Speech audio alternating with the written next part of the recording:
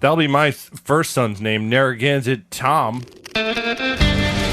Hello, everyone. Welcome to the Roast Mortem Podcast. The only I don't know. I didn't prepare anything. I'm Tom. I'm Travis. Hello, I'm your Cody for the evening. And I'm Mike. All right. So, I'm not embarrassed. No, it's your podcast. Why would you be embarrassed on your own podcast? It's okay, because it's a weekend. I'm not supposed to remember Is it? anything. Yeah.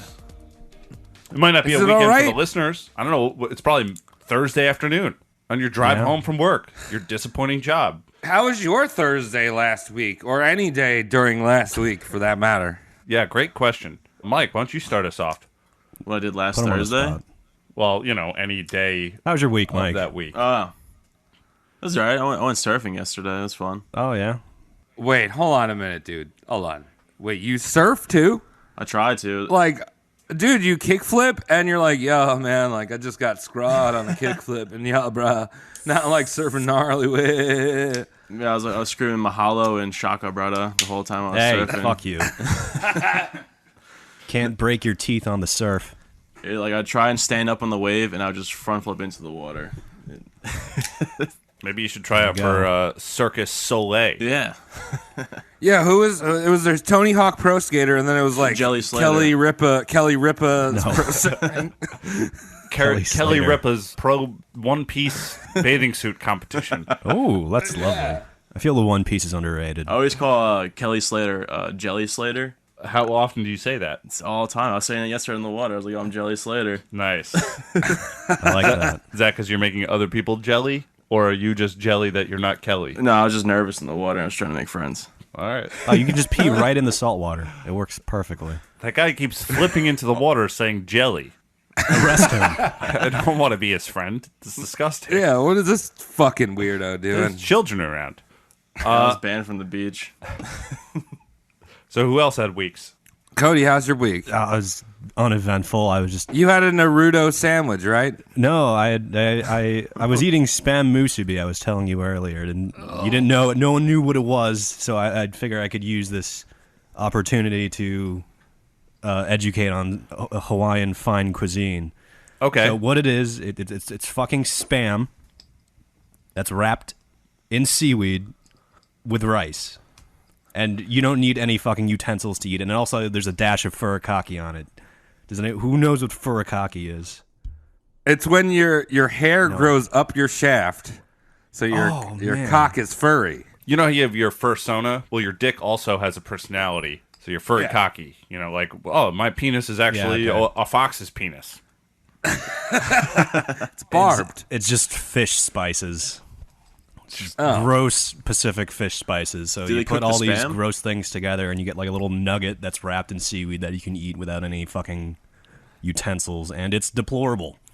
So it's like a hand. $1.99. It's like a sushi hand roll. Yeah, but it's with sushi spam. with spam. Yeah, it's not a roll. It's rectangular, so it jives with the shape of the spam. Is it raw spam or they grill the spam? There's no such thing as raw spam, Mike. Really? It's all cooked, Once they jam the pig jelly in there, they cook it in the can. and that's when it becomes spam. So if you're eating raw spam, that's just Normal? pig chunks. It's like when you get a hot dog. Hot dog's already cooked. Exactly. It's all the way cooked. I mean, it might be wet and slippery, but you can throw that down your gullet. You're going to be fine. Oh, like a seagull. I've seen it. I recommend if you're eating raw or like cold hot dogs, just to do it without chewing. Oh, like in the eating contest? Suck it. Are you cutting it in in. half, or are you Don't get in dicing it? water and suck it in. Suck it in. Just get it right down. Eat the bread afterwards really fast.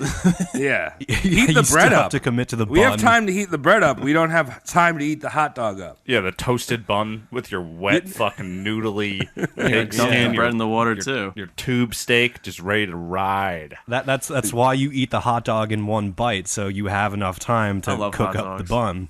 No, not one bite, no bite. All right. Okay, I'm enough sorry. on this. I confused that. Travis, how's your fucking week?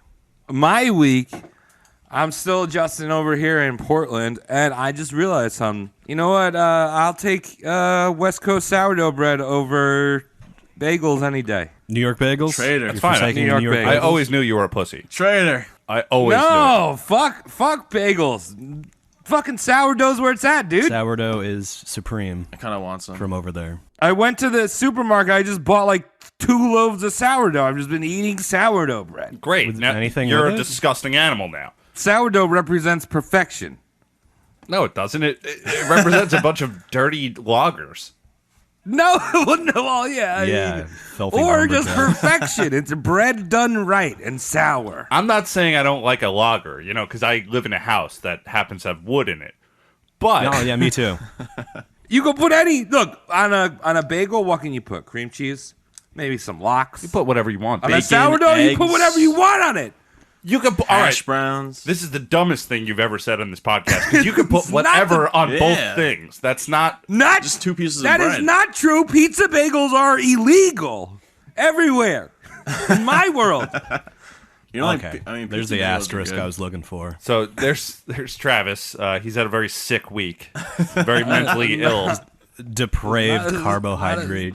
All right, man. Tom, Tom, Whatever. what Tom, about how you? was weekend? How's your week, I'm Tom? gonna keep up this food trend. The other Do day, it.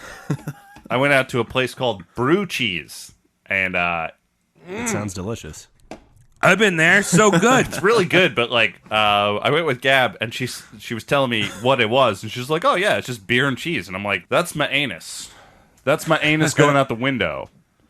But I got there, it was really good. But then on the way home, I kind of had this thing for dairy. I was an Amish man when I left. So I went to a store and I picked up ice cream, and I got a company called Serendipity. Now they make an ice cream that's hot chocolate flavored.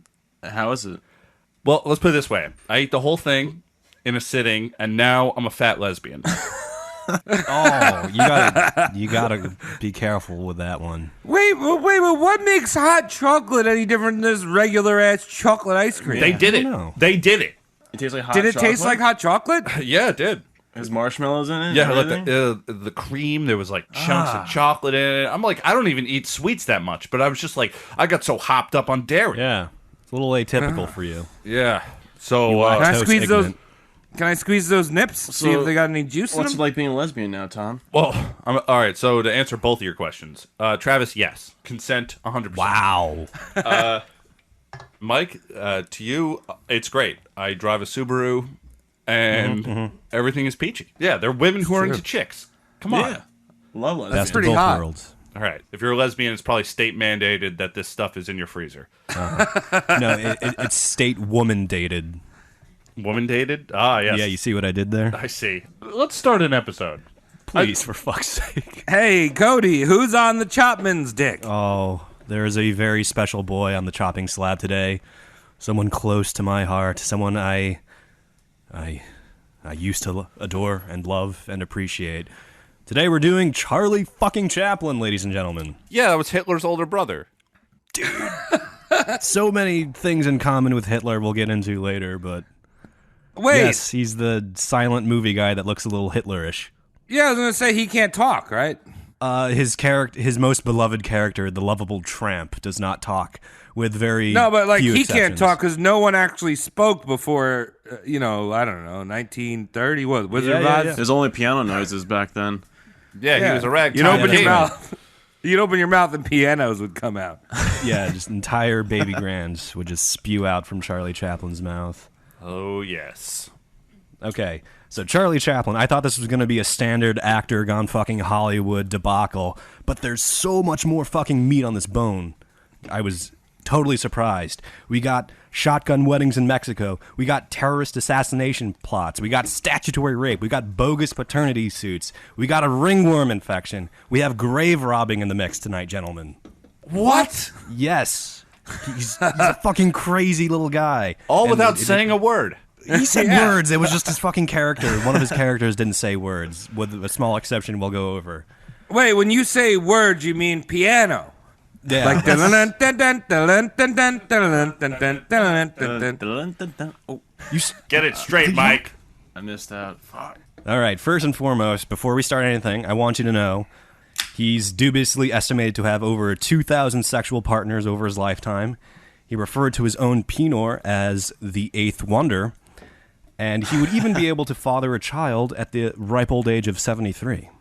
Oh, dude, So, It's never too late. yeah, so he fucked good. that's hard come. That's crusty, old, congealed cum. in No, his I don't pipe. think That'd be that's good. crusty. I agree with you, Tom. I think It's a when little you're 7 expired. years old, your cum is like your sperm is at its buffest. Like that's like it looks like yeah. Hulk Hogan in his prime. You know, like it's like muscle sperm. Yeah, It ages like wine. it's been doing push-ups all day. So Charlie Chaplin probably got a fat old gigadong that's lanky enough it probably needs its own elbow. But I can't shake this fucking hilarious imagery of his pubic hair just being the toothbrush mustache. You know what I mean? And I can't decide if it's funnier above the dong or underneath the dong. Be on the sack. I think underneath the dong. no, on the Yeah, sack. Yeah. Wait, what do you mean on the side? No, on the sack. Oh, on the sack. I thought you Yeah, said on the sack, side, like- above like the, his- above the shaft. Like his dick is the nose. Yeah, that's the funnier thing, right? That would be really funny if it was on the side, though, because it would just be a toothbrush. It'd just be like I was just like, Mike, a side mustache is called a sideburn, but we can go from there. All right, let's get into this. Born April 16th, 1889, in South London, to a mentally ill mother and a drunkard for a father. By 1891, Charlie's parents were estranged, uncooperative, and less than in perfect financial shape. Charlie spent most of his childhood days with his crazy-ass mom in London. So, like, when you say mentally unstable mother, Yeah. is that just, like, normal?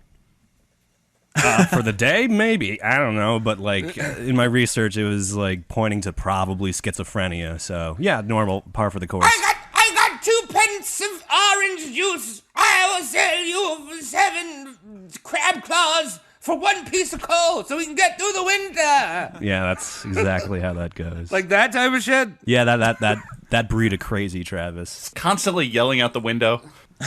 Yeah, screaming to the alleys of London. Well, no wonder her husband was an alcoholic. Yeah. Yeah. Yeah. Due to being unable to support Charlie, Mummy Dearest had to put him up at the Lambeth Workhouse. And for our American viewers and whoever's listening, a workhouse is pretty much a poorhouse that is designed to be uncomfortable and fucked up as to deter freeloaders. So, like, you'd come in, they'd feed you, but they'd also put you to work. So, like, the freeloaders would stay away from the free lunches.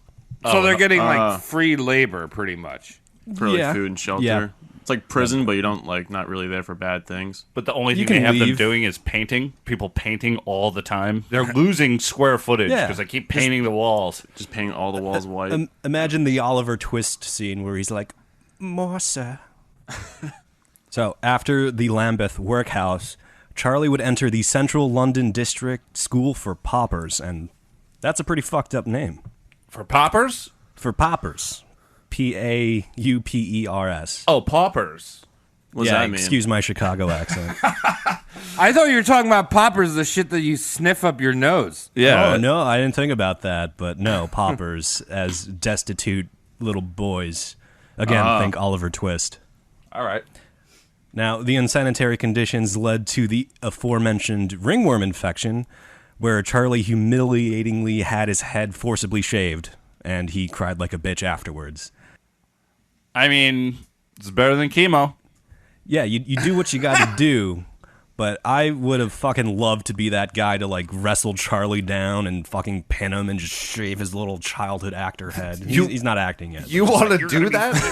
Yeah, why but do you I- want to I- do that to children, dude? I want parental permission so I don't feel bad, but I still want the kid to put up a fight. So I'm just like, All this right. is for your own good. Can I fight your kid? Dude, this show took a real dark twist right No. now. Yeah, I don't know. We talk about dead people. It's dark from the beginning. This was the standard image of the School of Hard Knocks. It was the type of school where you would get smacked around a little bit for writing with your left hand, which Charlie was. All right, Governor, what hand you using? Hey, in it? Get out of here. That's the devil's hand. It is. All right, bruv, you're out of here. Get out of here, bruv. Don't have to leave. Throws him out of a fourth-story window. Oh, I love when I don't love any of this. I don't know why I said that. This is a little bit of figurative foreshadowing, because this isn't the first and only time Charlie would, quote unquote, get in trouble for being lefty. We'll talk about that later. It was hard back then. Cranking it lefty? He's cranking it lefty. And that's that was a no-no for the School of Hard Knocks. They wanted Hey, I you crank to it do lefty. everything. You just sit on your hand for a while and crank it lefty. Ah, The Stranger, where your Yeah. hand falls asleep and you give yourself a hand job. Is that why you stopped driving stick? Oh yeah, exactly. The Stranger. Now, Charlie's parents would hesitatingly juggle taking care of him, depending on their personal health issues, whether it be mommy's psychosis or daddy's cirrhosis. Dad's got it easy. Yeah, he's not having. Well, maybe he is. What's I was his gonna say dad- he's not having imaginary conversations, but he could have been that type of drunkard. What's his dad's name? Charlie Chaplin Sr. Oh, Charlie, it's your turn to take care of little Charlie. Oh, I don't know if I can. I'll call you back in a minute. And he just runs to the bar and gets fucking hammered. And he's just like, On I'm very Nagazet. ill. Or on Nagansett, right? Narragansett. I got to learn how to say the thing we're trying to get sponsored by. Fuck. Beer of the Clam. Just for Yes. transparency's sake, they don't even know we exist. So we should really No. push this hard. Yeah. Do it. So this dodging, taking care of Charlie would continue until Charlie's dad would die in the turn of the century, 1900s, due to drinky liver troubles. The ultimate dodge. Yes. I don't want my son. Gulp. Wait, he turned all yellow and shit, and I got all pickled and gross. He turned more yellow than an Asian Homer Simpson. That's a good And- one. That's good, yeah. Thank you. And Charlie's mom would go in and out of mental hospitals and eventually die in 1928. So 28 is, fucking quarter of a century and change off in the future, but she's really out of the picture. So Charlie's just kind of doing the orphan thing at this point. All right, Cody, poor I Charlie. totally listened to everything that you just said, but are Asians on The Simpsons purple? So they wouldn't be yellow. They're actually white on The Simpsons. What a fucked up, weird world we live in. World of Matt Groening. Your boy Charlie dropped... his mom's dead now. I'm really listening. Yeah, his mom's His mom's out of the picture. struggling with the disease that will eventually kill her, but keep in mind she's out of the picture Okay. this point on. And with, no one looking after him, Charlie dropped out of the school at the tender young age of 13, naturally trying to make it big as the thespian he would become. As a teenager, he'd bag various supporting and bit roles, and his employers described him as a pale, puny, sullen-looking youngster who looked much too shy to do any good in theater. Get off the stage and strap yourself up, baby boy. You're going for a ride. Lather yourself in cellulose. That was explosive back in the day, right, Travis? Lather yourself in it and then light some matches. At this point in time, Charlie tours America early in the century to capitalize on the vaudeville and slapstick scene. He's better building up his actor chops. Young Charlie used to have a bad habit of spoiling a slapstick payoff by unintentionally anticipating the physical punchline. So he would wince and brace if he was going to get hit, and it would just take all the tension out of the scene because the viewer could anticipate oops, something's going to happen to Charlie. Dude, he's breaking kayfabe all the time. Oh yeah, that's a good nice way to put it. He's breaking kayfabe. He's taking this shit seriously though, and he's getting better, and he is refining the skills that would make him the amazing actor that we all know and love today. Now, New York film group called Keystone, I think they're around today still. I believe so. Yeah, They make a great beer, Keystone. not that one. No, Wait, no, I they can't say don't. that. We're talking about Gansett. All Yeah, right, we're never talking mind. Narragansett, and I'm going to edit that out of the episode. I can't believe you would do that. Keystone the Not Beer casted Charlie as a happy-go-lucky drunkard named the Inebriate Swell. Well, Swell. Hey, how'd your dad die? Alcoholism? How would you like to be named the inebriate swell? Like your dad's liver. Oh my god, I just realized that too. Charlie thought the work for Keystone was a crude melange of rough and rumble, but like any good masterclass actor, he sold out when decent money entered into the equation. Roughly a weekly paycheck of $150. That's good, and you should always sell out. Always Yeah. sell out. Narragansett. This is now 1910-ish. Yep. All That's a right. lot of money for back then. it's good money. There you go. Yeah, I'm just saying. I think moral of the story: if you're a young and child, if you've got, I might not be able. I might have to order a cheesy roll up at Taco Bell. Those are tasty. Guess what? Sell out, and then you can get that Crunchwrap Supreme. Okay, fair enough. Also, way too early for a moral of the story. We're about a quarter way through this tale. Dude, I don't give a I do Fifth. morals of the story. I do when I'm walking to work. I do morals of the story. I go into a With Walgreens, and guess what? Moral of the story: drink more Diet Coke because it's healthy for your brain. What? I don't know. So look at Cody. He's right. drinking Diet Coke. Smart boy. Whatever. The 24-year-old Charlie would dig deep into his comedy chops and begin to method act and create a character of sorts. You know, like all the good psychotic borderline actors of Hollywood do. Mm-hmm. Here's a quote. I wanted everything to be a contradiction. The pants baggy, the coat tight, the hat small, and the shoes large. I added a mustache, which I reasoned would add age without hiding my expression. I had no idea of the character, but the moment I was dressed, the clothes and the makeup made me feel the person he was. I began to know him, and by the time I walked on stage, he was fully bored. Any idea who he's talking about right then? Gene Simmons. Yes, no. The trampy boy. The Old tramp, trampy the son. lovable tramp, the Yeah. silent persona of Charlie Chaplin. Also, This is- where we get the term tramp stamp from. Really? Yeah, that's not correct at all. No, because Charlie Chaplin invented. I'm sorry, I did some research of my own, You and fucker.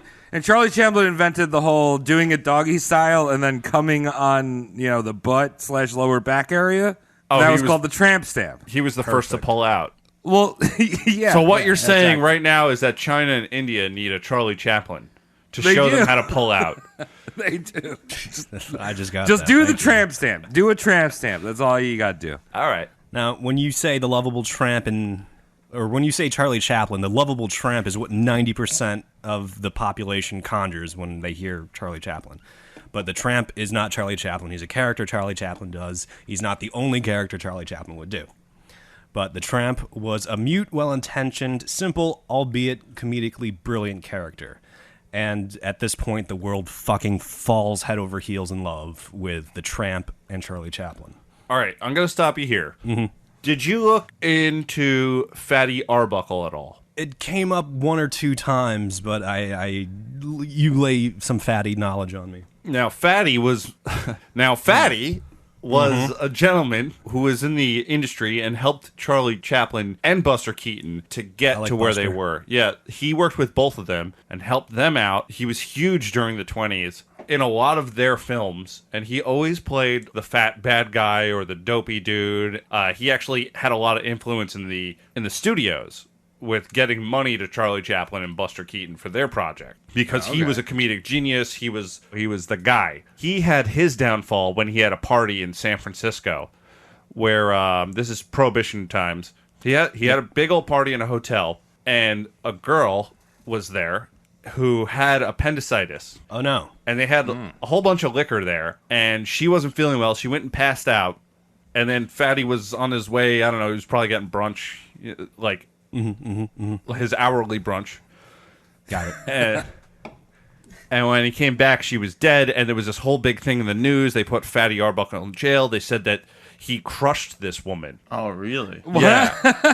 Oh, wow. I didn't know that. Like, that lawsuit came up. Or was it a lawsuit? Yeah, I'm it was assuming? it was That one of the lawsuit biggest came of the up. 20s, yeah. Yeah, that lawsuit came up, and it came up as the other Charlie Chaplin was done dirty by the courts. We'll find out later on. Yeah. But, like, the remark was, like, it was the most absurd thing since the Fatty Arbuckle incident. Now I know what the fucking Fatty Arbuckle incident is now. Well, yeah, pretty much the press had painted this picture of, like, this giant fat man getting hammered and banging this bitch to death. Oh, no. God. Oh my God. Yeah, which didn't Wait. happen at all. All you have to look at is his later years when after he went to jail, he lost a lot of weight. He got this orange cat and a dog. No, and, that's not. That's our bunker. You just have to look at his later years. He's a kind guy, but he had just an asshole cat that just wanted lasagna all the time. Fucking lasagna cat. As Tom was saying, Charlie Chaplin, big name, household name. By 1950, Charlie and his alter ego were fucking setting America and Europe alight. Historians would later dub this sudden craze over the persona and Chaplin Chaplinitis. And stores were flooded with various merch, knickknacks, toys, dolls, all resembling the persona, the tramp. So he's like a Pikachu. Yeah, that's great. He's like a Furby. Little Pikachu. Little Pikachu Furby. Yeah. So your boy Chaplin is enjoying the limelight and the notoriety, but he makes the textbook mistake of letting everything go to his head. His toothbrush mustachioed head. And he begins hobnobbing with the silver screen elite. He takes advantage of this situation, and this is where he fucks a bunch of actresses back in the day. And, you know, big name actresses, leading ladies alike. Sometimes you get hard. Sometimes you can't even hear your boner happen. Usually when I have a boner, it screams. I might have a boner right now. I wouldn't know. Okay, so I mean, here's this helps paint a picture of the modern society and Harvey Weinstein. Now, you have a man who looks like Hitler who can bang anyone. He could just, and like World War II is a brewing during this, and everyone knows what Hitler looks like, and that he's killing Jews, and ladies are throwing themselves at this guy. Throwing. Harvey Weinstein is a disgusting pig of a man. Little trivia. Harvey Weinstein holds Charlie Chaplin as his favorite role model. I was reading. So, really? Good on you, Tom. Man. So, while we're on the subject of scumbag sexuality, Charlie Chaplin would develop a shitty habit of entertaining high-profile parties by imitating the O-faces of in vogue actresses, some of which he had first-hand knowledge of. So if you think about it, this is kind of like a revenge porn site before the internet. So he's just like, oh, here's how so-and-so like fucking gushes, and then like, you know, he would entertain the Hollywood elite by, you know, imitating O-faces. I suppose Wow. that is, yeah. Shitty. I suppose that is pretty funny, though. I mean, you know, you're at a party and someone starts doing that. Who's gonna look away? With a Show him a toothbrush O-face. mustache. It is funny, but it's also very like fucking Chad's bro. Like, bro, douchebag. like I fucked this chick. You want to see what she looks like? Oh my god. How are you having sex, Travis? Sounds like a dying horse. Yeah, I mean, I don't know. I don't know if he knows how funny it was being. He probably wasn't in on the joke. He was getting a reaction. There's Charlie and as Chaplin. a psychotic actress, I said it again, actor, you want your reactions. Yes. They give you moolah. They make bank for you. Mm-hmm.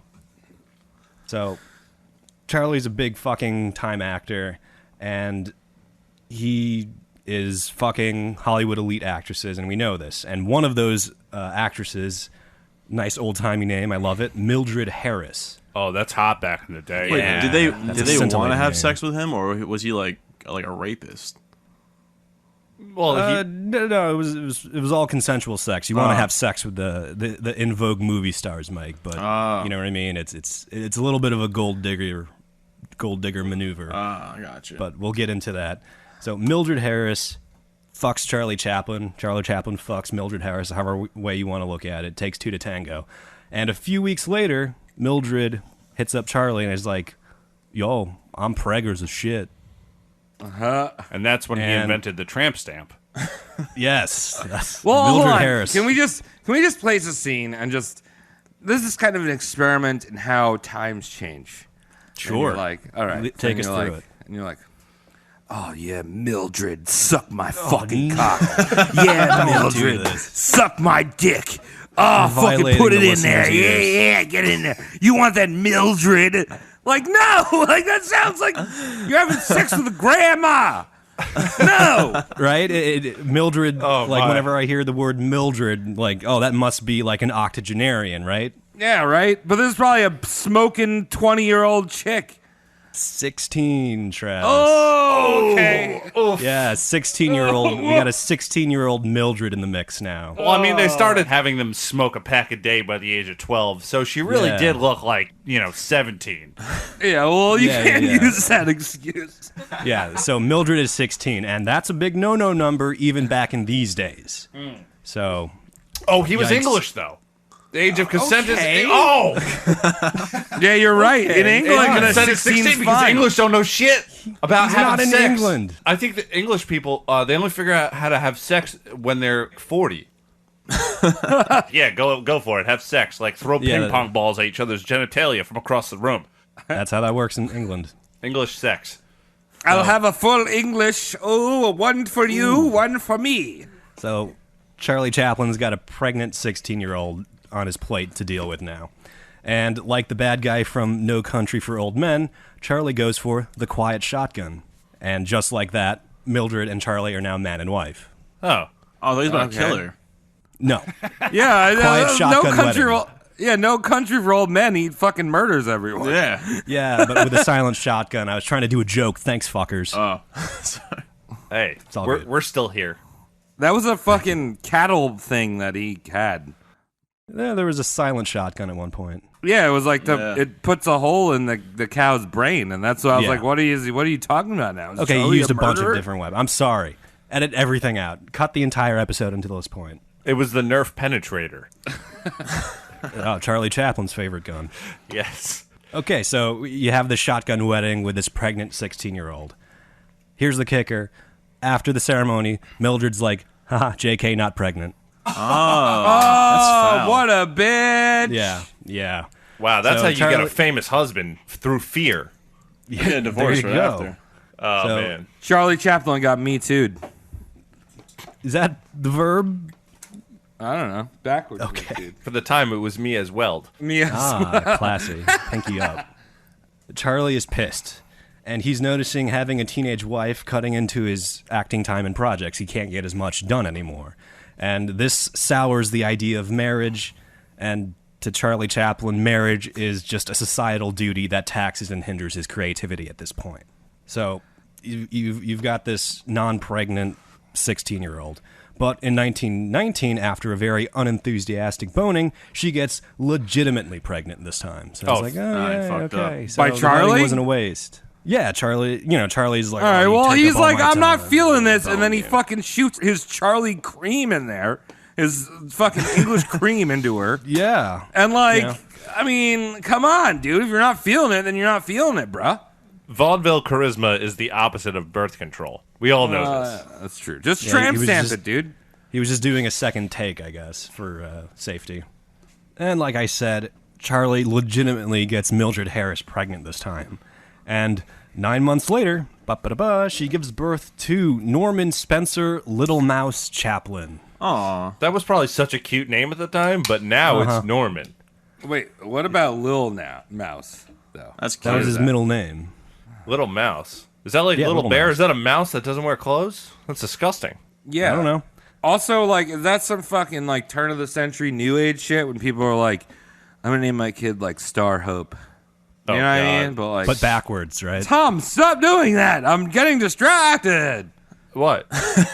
Oh, For this? those of you Sorry, that can't see, Tom is putting Narragansett Lager on a pedestal for I don't know whatever reason that is in his head. That'll be my first son's name, Narragansett Tom. Oh no! Middle name Tom, first name Narragansett. No, it's Narragansett, but you see how there's a T at the end there? Narragansett? Just Oh, okay. O-M. Two T's, Narragansett two T's. Tom. Narragansett Tom. Okay, Yeah, all the way from Clam, Long Island. Rhode Island. Whatever. so Little Mouse is born as a horrifying, deformed flesh heap and lived for only 3 days. Poor kid. guy. May have been why he was called Little Mouse. Looks like a little mouse. Oh, was that like 3 years later at Christmas dinner? They're looking at a turkey. They're going, you know what? Let's retroactively name our dead son Little Mouse. I think he just came out the size of a mouse. She just basically, like, shot out a little fetus. that lived for 3 days, horrifyingly. yeah. Damn. Covered in that placenta gravy. This unhinged Mildred and Charlie. Charlie's work was affected, but didn't necessarily suffer. He used the experience. His next film portrayed the lovable tramp as a child caretaker in the film The Kid. Yeah, starring Jackie Coogan. You want to tell us a little bit about Jackie Coogan, Tom? Jackie Coogan, I think we brought it up on the podcast before. He's Uncle Fester. And Yeah, when he was a little Oh, kid, yeah. he was so fucking cute. This kid was like, I want to pinch those cheeks until they turn into Taco Bell sandwiches. He's the childhood actor of everyone's dreams. Hold yeah. on, Tom. Can we just stop for a sec? You said Taco Bell sandwiches. Great idea. That's like a sloppy Joe of just their meat and grease. That's true. Also, Jackie Coogan's parents were degenerates and stole all of his money, and that's why Hollywood and SAG started. They lobbied for Coogan laws, which makes it so the parents of child actors can only take a certain amount of their revenue, and then the rest Yeah, of it gets put in a bank until they're 18. So you don't Jackie get Coogan- Macaulay Culkin. Macaulay Culkin still has money because Jackie Coogan got Coogan ripped laws. off. He was the first Yeah. one to get really badly ripped. He was supposed to be worth like $400,000 back in 1920 something, which is a shit ton of money. And then come time to get his paycheck, he was worth dick because his parents bought a bunch of dumb shit. Yep. And his mom believed everything a child makes is property of the parent. That's stupid. If I'm a little dumb idiot, I'm like, look, I look so cute. Look at me, and my chin looks like a peach. And then I make $1 billion. My daddy mamas are not going to tell me that my chin is because of them. I got none of that. That statement well, was you know. brought to you by Narragansett, the beer of clam. By 1920, he divorces the Mildred Harris. All right. The end of his first marriage, mind you. Now, this, divorcing the old ball and chain freed up a bunch of Charlie's time, so he gets back into doing one of the things he loves, movies. And one of the most notable ones he did at this time was called Gold Rush, and this featured crazy stunts, very effective but basic special effects, and the very iconic scene of the lovable tramp attempting to eat a fucking shoe. Does he eat the shoe? Does he do it? I don't know. Yes, he struggles, but he bites into the leather and gets Ew. at least a bite down, I think. He swallows the leather? That's good acting right there. Dude, if Leonardo DiCaprio can win an Oscar for eating a fish when he's like, oh, I'm a vegetarian, I'm a vegan, I can't eat a fish. And Charlie Chaplin should get a fucking Oscar for eating leather. Boot. However, in 1922, Charlie's ego is dealt a little bit of a blow when his first independently produced film debuts, A Woman of Paris. Now, this is something Charlie directed, but he didn't play the tramp in it. He was actually just a little fucking... He was a cameo that was uncredited and like, oh, hello, sir. Passerby in the film. Was he a baker? And... What was that? Was he a baker as the cameo? I don't know. I think it was just like a street urchin walking in the background or something like that. So a baker late to work. Yeah, there you go. All right. And as a result, the film flopped, and audiences felt duped having paid admission for a Charlie Chaplin film without the tramp in it. So Charlie's kind of learning, oh, the tramp is successful, not me. He's a one-trick pony. He does multiple tricks, but like I said, 90% of everyone, when you say Charlie Chaplin, they throw it to, their mental image goes to the lovable tramp, not anything else he's ever done. I mean, he's getting, what is that term called? Like Mark Hamill. Typecast? Yeah. Typecasted. Pigeonholed, yeah.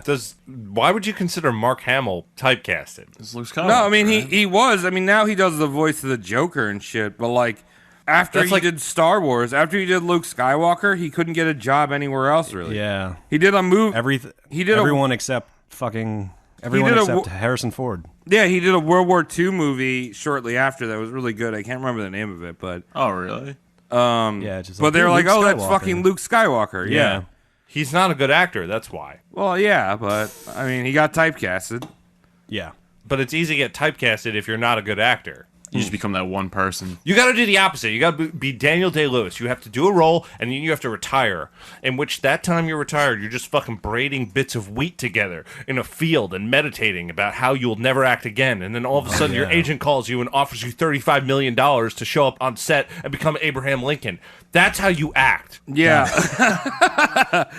I think the real typecasting issue, a lot of people are like, oh, typecasting might be an issue. Is it in porn? Like, you got a dangerous dong, right? You can't. That's your physiology, dude. You got a dangerous dong. You can't shrink it. You can't shrink it down for, like, Shrivelly Boys 7. Like, Well, you could just stay soft and glue a popsicle to it. And just I do don't know. profile Just get a shots. dick double. Yeah, dick double. Dick double. Dude, do you think Lexington Steele could ever do a non-dangerous dong roll?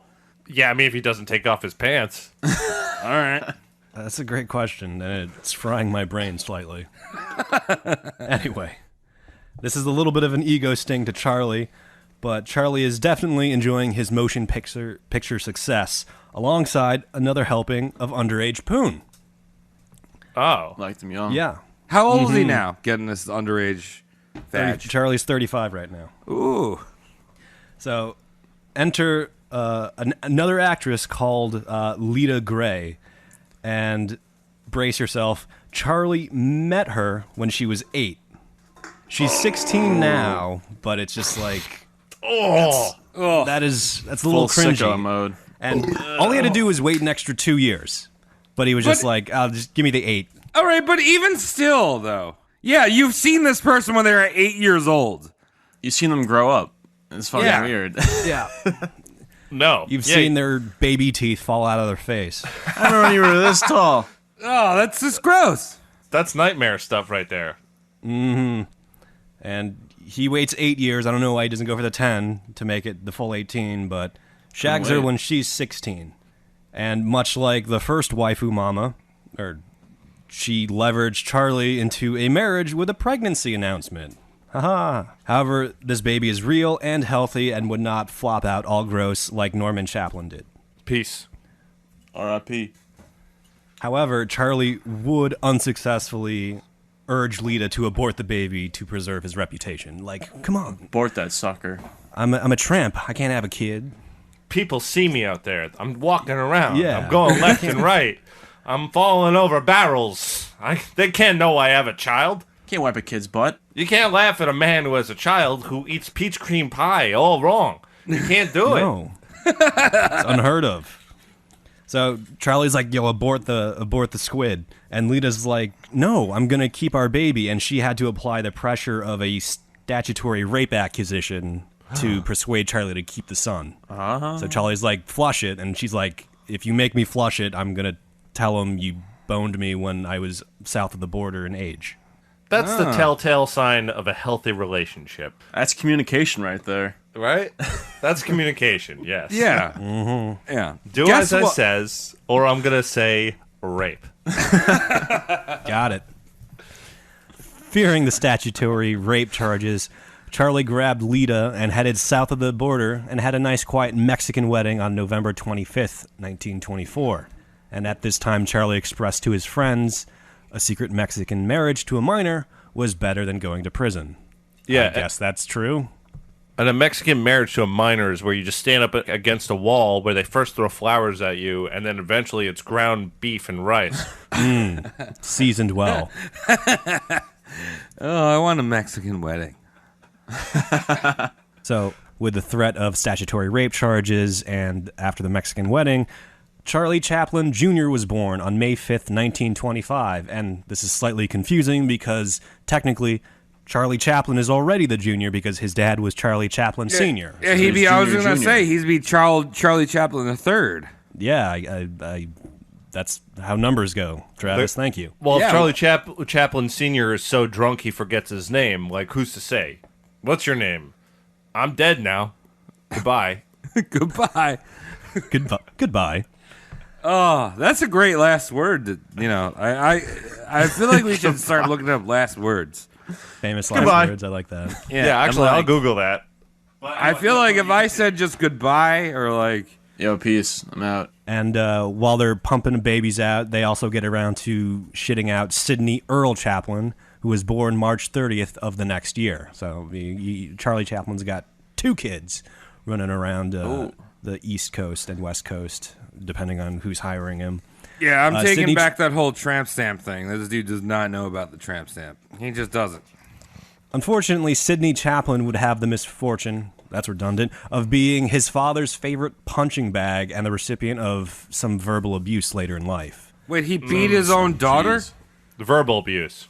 Verbal abuse. Oh, okay, just verbal. So- You said You'll never be able to grow a mustache like this. Sydney's a boy. Yeah, Sydney's a boy, and he's boy. definitely the least favorite, for whatever reason, of Chaplin's kids. Okay. And we'll get into that a little bit later. Why name him Sydney? You know, Sydney, Australia. Sid, for short. Oh, I guess Sid, yeah. That's one of those So stupid names. Yeah. Wait, does anyone have a stupid name here? No. What? Mildred. No, I'm just saying Mildred. on our show. My birth name is actually Tomato. Little tummy tomato. So squirting out a few babies fixes unhappy and troubled marriages, right? Yeah. No. It's an 8-pound flesh wedge that will be driven between you. Right between two of you, maybe into one of you. Yeah, you want to put it in gotta the take anus care of tonight, it. and your wife is like, "That's fine," and you start to enter, and guess what? Baby's whining. Oh, yeah. Got Exactly. It's all about anal sex. That's what drives, if you can't have proper anal sex in a relationship, Yep. you have no shot. Anal sex and chips and salsa that fixes everything. Jesus Christ. Chips and salsa later. Never try anal after dinner. No, anal and seven. Dude, if you had to match anal with any type of dip, it would be 7-layer dip. I was not talking about that at all. That's disgusting. Oh my If you had to god. pair anal with anything. Though that's what it'd be. disgusting, I agree with Travis. Whoa. What kind of butts you guys eating?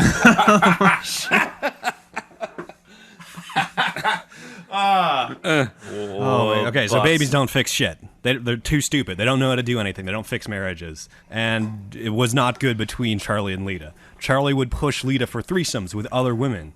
And when she would deny him, he'd retort, "All married people do these kinds of things. You are my wife. You have to do what I want you to do." He's just trying to have a threesome. Leave him alone. All right, yeah. I don't know.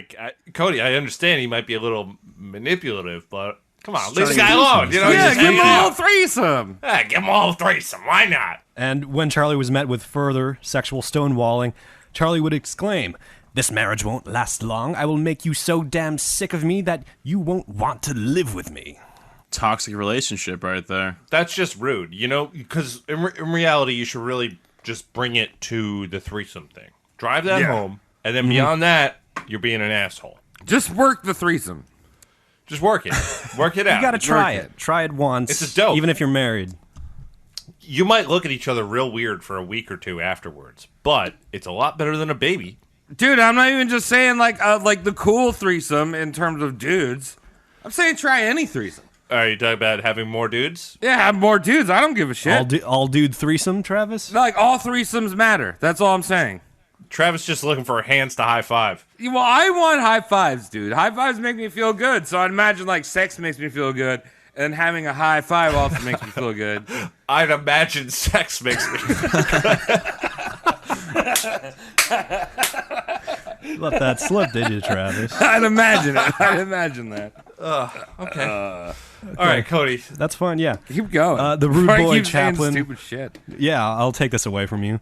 The rude boy Chaplin would avoid seeing his Lita by toiling away at the studio and serving up the figurative cold shoulder to his new family. Lita would eventually take the boys and flee the family home. She would go on to accuse Charlie of abuse, infidelity, and being an old-fashioned closet perv. Closet pervs, worst. Closet perv. Nothing wrong with being a perv. Yeah, but a closet pervs are the worst. Where are you gonna put your laundry? Travis has perverts in the closets behind him. Watch out, Travis. There's a closet perv right behind you. What? Oh yeah, he's got a bunch of salami in a sack. I love this boy. Oh, I'm sorry. He wasn't a closet perv. He was a closeted Italian Butcher. New Yorker. Got to check your closets for those. This dirt would go on to sour Chaplin's public image and threaten a general ban on all Chaplin films. To de-escalate the public's animosity toward himself, Charlie offered a cash settlement of $600,000 to Lita. Wow. And Holy shit! yes, that's the right reaction, Tom. This is the biggest cash settlement to date of all history. Holy. Even holy. bigger than Stormy? What, you mean Stormy Daniels? Yeah. Stormy. this is 1920s at this Yep. point, 1922 or Still a lot of something. money. Yep. You're dealing with that's like 5.8 million, and then this is at a time where things cost what they should depression. cost. So if you have $100, you can live a month in LA, no problem. Wow. Oof. Good old days. Yeah. So The she's like largest Sakalas cash Apuntes. settlement. No, stop that. Stop trying to teach the viewers Spanish. Dude, I'm trying to teach them. That's the whole thing. We're also sponsored by Duolingo, brought to you by Travis. Oh, no. Biblioteca, Heliodad. Yo soy. Heliodad. Yo soy, Bibliodad. All right, stop it. Anyway, for fuck's sake. Charlie's hush money / fuck off money seemingly worked. The bulk of his fan base remained loyal, and the whole scandal would soon fade into obscurity, which is like really weird because it was like $600,000 fucking dollars. And with Charlie's family struggles seemingly at bay, a new fuckery came about that Charlie had to handle. Talkies. Oh, What's that? Not silent films, Mike. Oh, Talkie when they- movies. gotcha. that's when they brought in the Sound. most fucked by Hollywood person, which is the sound guy. Oh, Yeah. fuck sound. Fuck sound. Fuck sound. So, your boy Chaplin thought talkies were a fucking sham. They undermined the art of acting by doing away with the need of subtle movements and genuine actor portrayals. And to Charlie's defense, one of the biggest problems of current-day storytelling was just conceived. The misstep of telling and not showing. There's an amazing scene in Charlie Chaplin's Gold Rush where the tramp is so happy he's literally jumping for joy. You can see the happiness not only in his face, but in his swinging arms. The tramp bounces on his bed. His pillow explodes, sending feathers into the air. He's leaping and swinging from his bedroom rafters, bearing an ear-to-ear grin, and it's a remarkable scene. However, with shitty talkies, an actor can just say, "Hey, I'm very happy right now," and be done with it, skipping all of the fucking nuances. An actor can go, "Did you just call me a mook? What's a mook? You can't call me a mook." And this was an unacceptable cutting of corners in Chaplin's eyes. So basically, After all- you're also just talking about Quentin Tarantino movies where no one needs to Yeah. act; they just need to like talk really fast and say the nail their N-word. dialogue. Yeah, that's how everything works well. See our Yeah. ODB episode. Yeah, right. Thanks, Mike. And Yeah. after all, Chaplin would call the art acting, not talking. You're actors, not talkers. Get your shit in gear. Come on, everyone. I mean, I think that's pretty purist in one direction, but I kind of agree with him. Well, there's like a lot of fucking actors nowadays where it's like, They lack emotion. yeah, I mean, they can say Yes. funny things, or I mean, I feel like we always bring to the table so much physical comedy that you can't see. You know, right? Like, Yeah, true. There's so Yeah, much you- emotion behind our shit.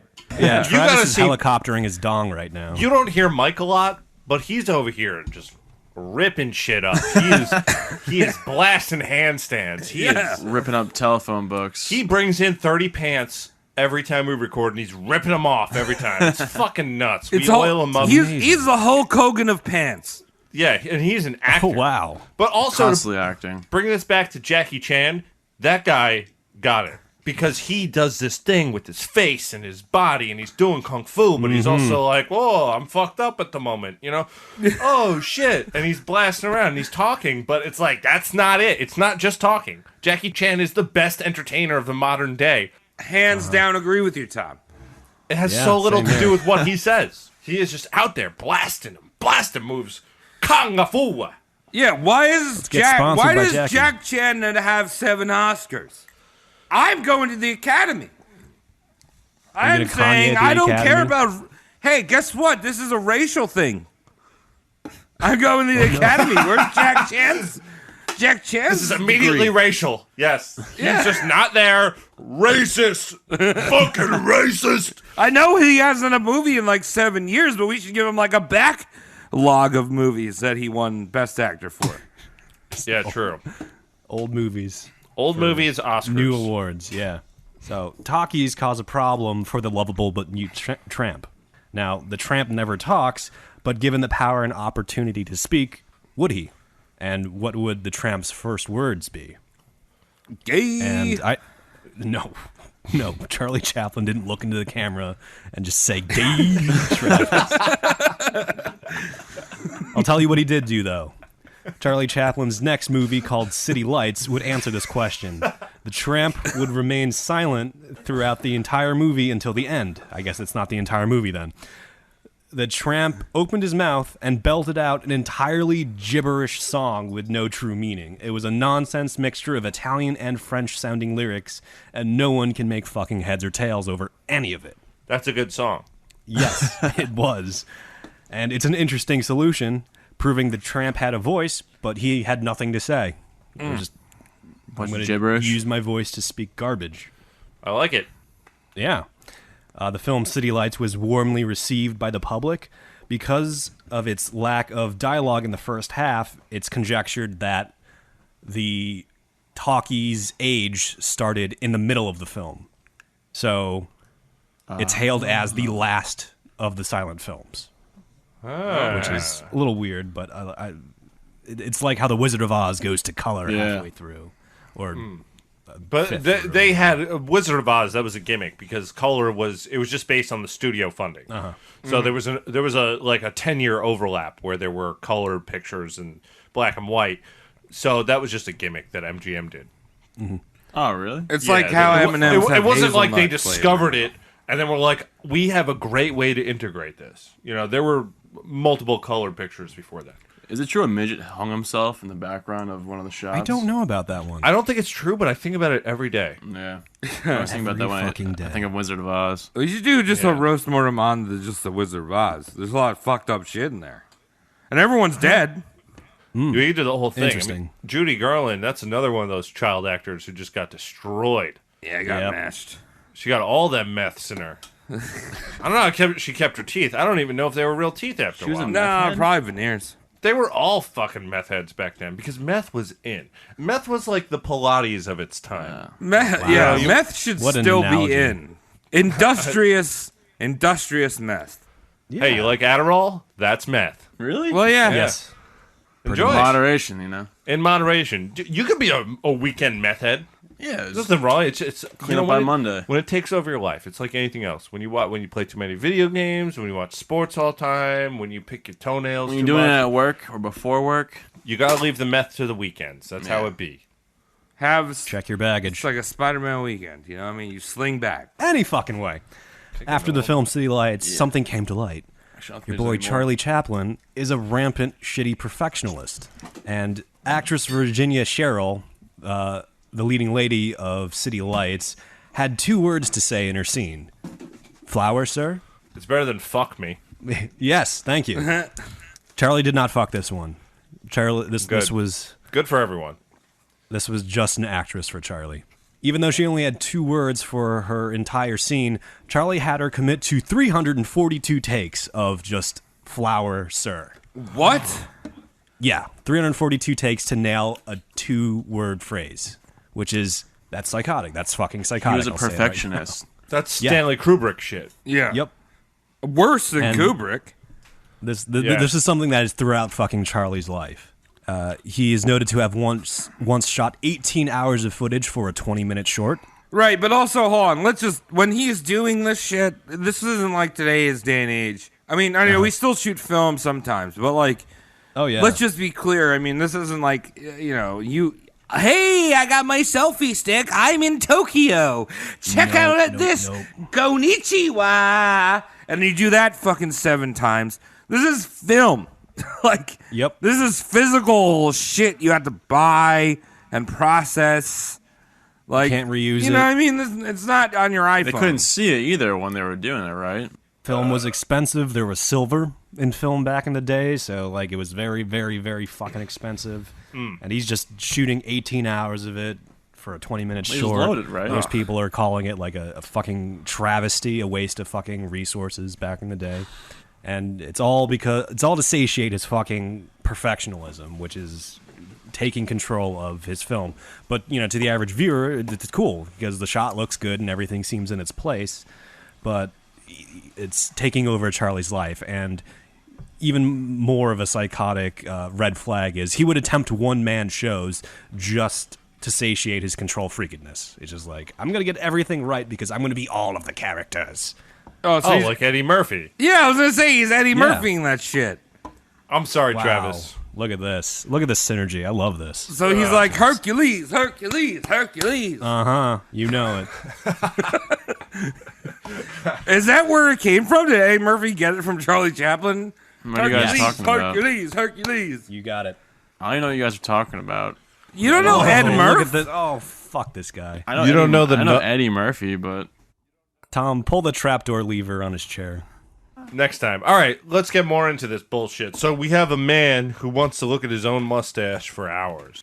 With the success of City Lights behind him, Chaplin took this opportunity to go for an extended vacay, believe it or not. Or as the Brits say, holiday. Aye. Yeah. It was a 16-month-long holiday, to be exact. Ooh. He traveled across Europe, France, and Switzerland being his main destinations. But in 1931, he decided to switch it up a little bit and see what was going on in the land of the rising sun. Oh. Yeah. Nippon. Yeah. Thank you, Travis, for spilling, translating. Yes, thank you. But That's for all the just so anime you know, weebs out yeah. there, so you know For where the we are. non-weebs. You actually for the weebs, you can listen to the show. For non-weebs, you can listen to the show. Yeah, pretty much. For those people that like Narragansett, you can listen to the show. You can also listen to the show if you're into Geneseo, female, or Gotcha. any of those Thank you. premium beers. Rolling Rock. However, things were not glorious in the glorious Nippon. There were some bad eggs called ultra-nationalists afoot, and these people did not appreciate how the current Japanese government system was being run.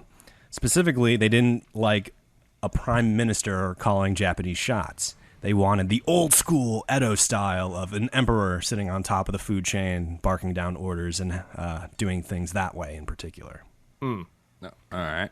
And in order to demonstrate their dissatisfaction, they decided, no, let's kill Charlie Chaplin. What? Yeah, I know, right? They're like, there are a bunch of samurais like about to fucking let's chop fucking 'em assassinate Charlie. You know what I mean? Like, he's here. Let's fucking do it. Let's seize the opportunity. Yeah, that'll do So- great for the tourism. You know.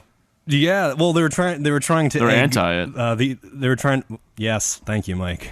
They were trying to egg the U.S. into a fucking war by killing, someone they had Chaplinitis over. Charlie Yeah, Chaplin. they're trying to like YOLO swag it. You know what I mean? And it's like, well, he's English. Yep. Keep that in mind. Everyone keep that in mind for later on in the episode. Charlie Chaplin's not American. Everyone keep that in mind. These ultranationalists wanted to send a firing squad into the reception that was planned for Charlie Chaplin. Oh, However, jeez. Charlie did not make it to the reception as he was too wrapped up watching big burly Japanese men give each other competitive wedgies. Oh, Samos. Sumos, that's right. sumos. Sumo wrestlers saved Charlie Chaplin from an assassination attempt. Fucking weird. Very. Dude, I love sumas. Sumas is one of my favorite things. Like they do, like they could eat like anything they want, but they got like a buff core, like me. There you go. Travis Lee, Western sumo wrestler. Dude, if you, Trav, if you went to Japan, you probably wouldn't be able to make it off the airplane.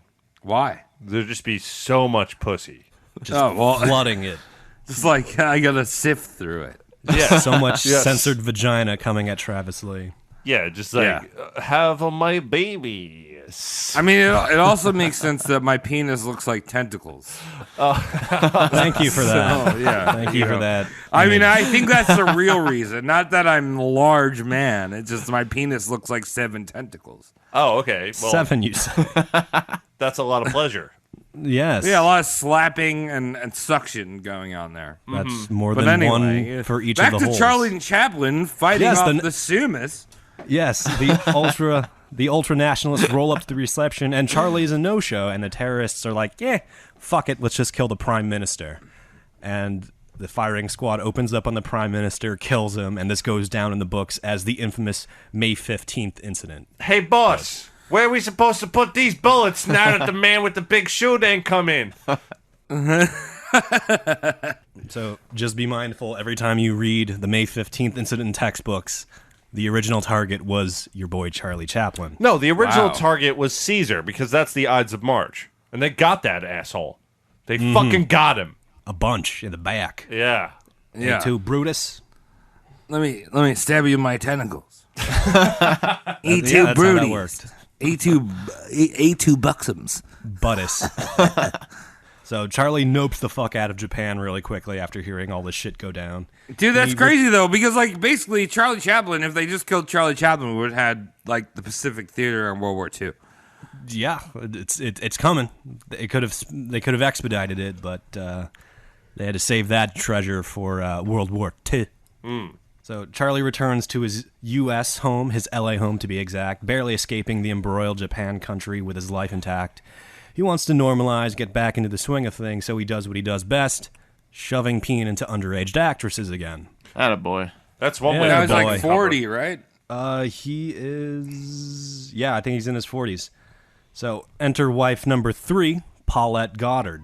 Now, Charlie secretly marries Paulette Goddard to avoid the usual paparazzi fucking him up. And he will go on to never confirm the relationship status. If this was Facebook, it'd be like, it's complicated. But history knows that those two got quietly married.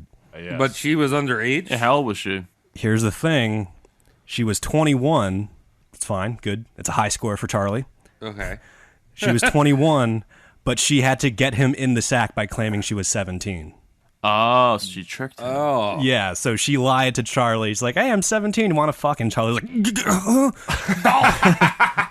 Oh, scrawl, yeah, I need to but do it. she was 21. She could drink beer and everything. So Charlie's like, wait a minute. You tricked me? This isn't a statutory thing? Fuck me. You're too old. God damn it. Yeah. Wait, I just Like, realized we're in a bar. I've been tricked into a legitimate law-abiding marriage. Fuck. Shit. You got me again. What's her name? Gulad Sajd? Paulette Goddard. Paulette Goddard. All right. Now, the two aren't just partners in the sack, they're partners on the silver screen. They both appeared in Charlie's next film called Modern Times, and the film riffed and satirized industrial American capitalism and consumerism. It's a great movie. It's a great movie. I was telling Travis this before the cast, but back in the day, cocaine was just a thing to do. And in the middle of Modern Times, there's just an entire bit where the lovable tramp gets fucking high as a kite in cocaine and just does goofy things for viewing pleasure. What are these goofy things? He smokes too many cigarettes and he gets angry at his wife? He's in prison, actually, and like his lunch mate pours the cocaine into the salt shaker before a pat down, and Charlie's just putting it on his chowder, putting it on his loaf, and then you see him like get wide-eyed and all fidgety, and he like just walks around in a circle, and like when he goes back to his cell, he like walks too far from his cell and just ends up outside somehow because of all the cocaine. You know what? There's been steps taken in our country. America's a great progressive country. And right now, there's legal recreational marijuana. One day, freedom will prevail. Freedom. Legal recreational cocaine. Oh, so this is the 10 minutes of libertarian roast mortem happening right Yeah, now? right? episode, I don't know. baby. It's a fun thing to do sometimes. Sometimes you do it. We're all over 30. Well, except for Mike. I'm Mike's not never 30. done cocaine. Mike's never 30. Yeah, because if you don't know this and you're over 30 and you haven't done cocaine, you're not actually over 30. Yeah, you're a weeboo. Yeah. So Charlie and Paulette portrayed these characters comedically struggling with aspects of American depression and, you know, the Great Depression at the time. The film got mixed reviews for weighing in on politics instead of being the usual slapstick frolic. This would set up an atmosphere of socialist sympathy that Charlie would have to grapple with later on in life. And this is 1936, by the way. Okay. All right. Chaplin and Goddard realized that they were both workaholics and really didn't have enough time for each other. They would drift apart and would eventually get a divorce down in Mexico, which I guess It's cheap you can down there. have weddings and divorces in Mexico and have the legality stick in the U.S. for some reason. But this is like the first wife that he's let go neutrally. Like, it wasn't a shit show divorcing this waifu. Wow, that's amazing. Yeah. For Charlie, yeah, it's like, wow, this is amazing. How was titties looking, though? 1920-ish, I guess. Wait, Black and white. You think he was ever in a porno? I'm sure plenty of Don't people know. has whacked off to his films, but I don't know if they're pornos. Yeah, I mean, well, I was just saying, you know what's kind of weird about, like, you look at, like, shit that's, like, turn of the century. There's porn. I went to, if you're a Patreon subscriber, Cody and I just talked about our trip, or my trip across country. Yeah. And I stopped in this place called Virginia City. Oh, my God, I'm so fucking drunk. I can't even say words right now. Yeah, say words, because Wow. that's why people are here. All right, well, so I just went across country to Virginia City. That was one of the places I stopped. And they had this old school, like, porn. You put a quarter in, and you'll Yeah. watch this fucking slideshow A thing. Nickelodeon. Oh, really? A porn Nickelodeon. Yeah, a little Nickelodeon, right? And Yeah. I watched one from 1901. Oh, wow. And it was this chick, like, undressing. You never saw any titties, but she was, like, Of course. undressing. She went into, like, a wash bin, like how they used to take a bath in a fucking wash bin. Yeah. And I'm just thinking, right, like, she was pretty hot, like a pretty hot chick. But that was 1901. Like, she's bones right now. Right? She's a bunch You were of getting bones. a boner over a dead girl. I was getting boners from a person that was bones. Wow. You know? Yeah, it's something else. Yeah, I know. And that's a weird derailment that went on that I was I drunk love and it. Keep it in stupid. there. Yeah, I mean, back in the day, it was like, oh, you want to get ahead? You're in L.A. You need some money. You got to pay your rent. Get in this wash tub Yeah, right? Well, I mean, up the ante, bro. every year. From the mixed reviews of modern times, Charlie learns exhibiting a political lean in his movie is kind of something you don't do. You know, Hollywood actors getting all political. But instead of backing away, Fuckboy Charlie further opens the Pandora political box and doubles down with The Great Dictator in 1940. It's a good Hard movie. as hell. I'm a so good movie. hard over The Great Dictator.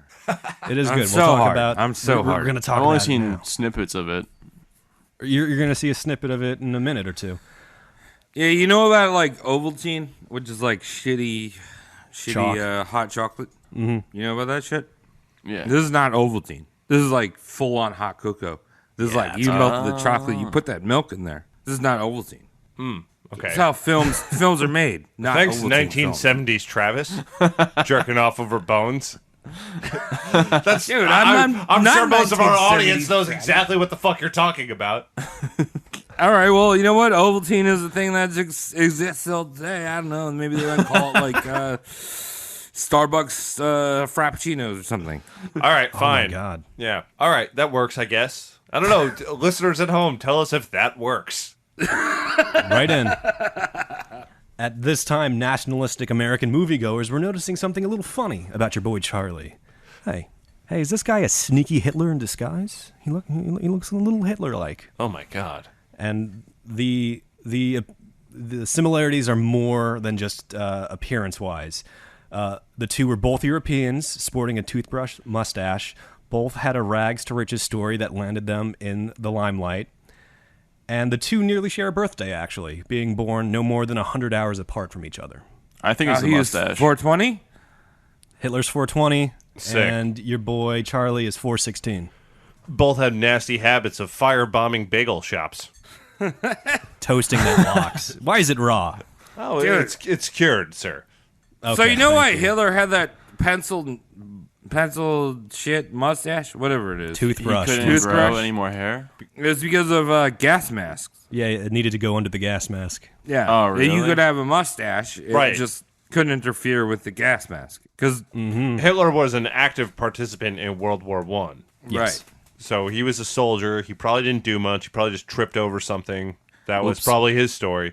Right. So he had a wartime facial hair, much to the fact that, you see someone like Vin Diesel who has bicked his head, and then they were like, well, this is a wartime boy. And then bicking your head becomes popular. There you Yeah. go. You heard it here. Setting trends. John Cena, same thing. Jorts. Well, okay, jorts are not cool. But then John Combat Cena, jorts. combat veteran, wears jorts. Shave your armpits. Yeah, I mean, this is all Yeah. very nationalist stuff. Wax Yeah. those pecs. So, to further cement these similarities, Charlie would portray himself as Hitler in The Great Dictator. And the film being another talkie, Chaplin would break his mute act once again, but just this time not as the lovable tramp, as fucking Hitler. The finale of The Great Dictator featured a minimally shot, I think there was 3 shots involved in it, but it was a 5-minute monologue straight to fucking camera where Chaplin just let what is in his political closet out onto all the movie screens and movie theaters. I wish no one ever did that. I don't want to hear Hollywood. I don't want to hear Hollywood's opinions. I just don't. Like, if I agree with them or not. And you know what? When I agree with someone in Hollywood that says something, I question myself. I do that too. Hey, I do that really? too. Yeah, because they're a Hollywood actor. These people are so removed from reality. I'm kind of like, did something just work on me? You know what I mean? It doesn't matter. I don't like, know. I think they're just genuine people sometimes. All right, just laugh at me. I think they're genuine people sometimes. You silly fuck. I think that they are genuine. I don't think they're trying to kill me. It doesn't matter. It doesn't matter if they're Russell Simmons or James Woods. Either end of the spectrum, fuck yourselves. I don't know. Sometimes maybe because I'm a West Coast boy now. Now I'm like, fuck bagels, dude. All right, I'm well, like, don't forget who you are. Fuck Don't forget bagels. who you are. Just remember, the same people who get mad about Charlie Chaplin portraying a dictator are the same adults who need to be explained that movies aren't real. I know, but I'm not saying. I think that, hey, dude, he's portraying Hitler. Like, that's cool. It's fine. If it's satirical, yeah. Yeah. If you can make entertainment out of it, that's his fucking job. And he does that shit. He does do that shit. He throws around the globe. That was a fucking classic scene. He's juggling with the globe and. All right, so maybe I'm angrier at people that read him too seriously. Okay. Yeah, that's okay. fair. I mean, there is that speech at the end that I really love. This speech brings me to tears because I'm a fucking little weenie boy. Do we want to play for the audience? Yeah, I've never seen it before. All right, let's do it. Snippets. Soundbite time. Let's shred. Let's go.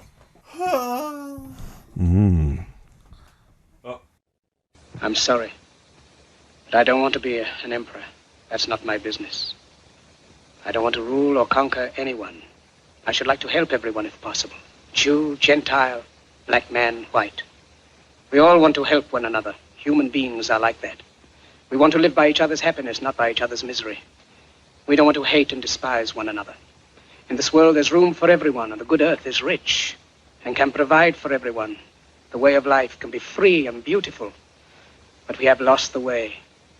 Greed has poisoned men's souls, has barricaded the world with hate, has goose-stepped us into misery and bloodshed.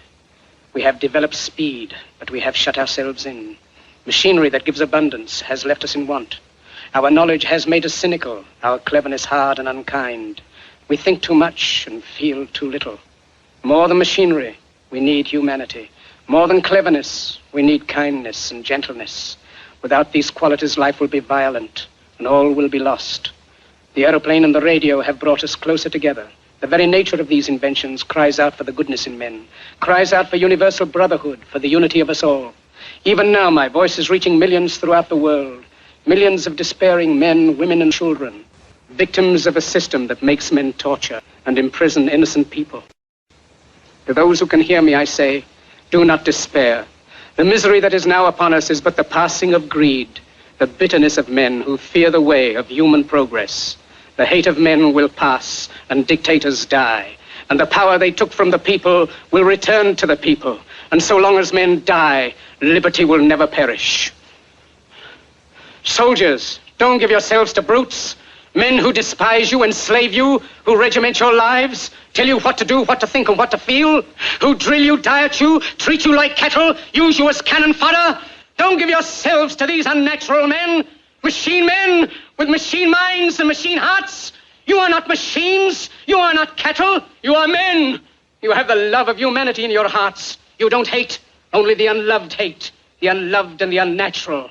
Soldiers, don't fight for slavery, fight for liberty. In the 17th chapter of St. Luke it is written, the kingdom of God is within man, not one man nor a group of men, but in all men, in you. You, the people, have the power to create machines, the power to create happiness. You, the people, have the power to make this life free and beautiful, to make this life a wonderful adventure. Then in the name of democracy, let us use that power. Let us all unite.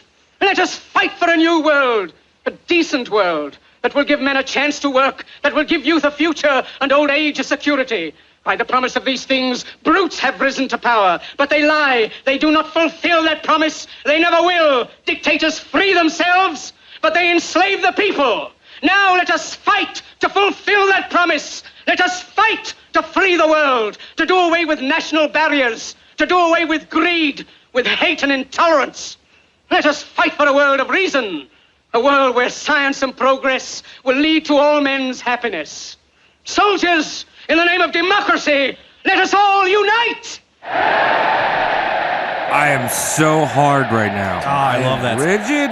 I am Goosebumps. hard. I'm erect. Goosebumps. It's a good speech. I love this That's speech. great. What a speech. fucking nerd. Yeah. It's a good speech. The only fucking problem with the entire thing is the outlet that Chaplin had chosen.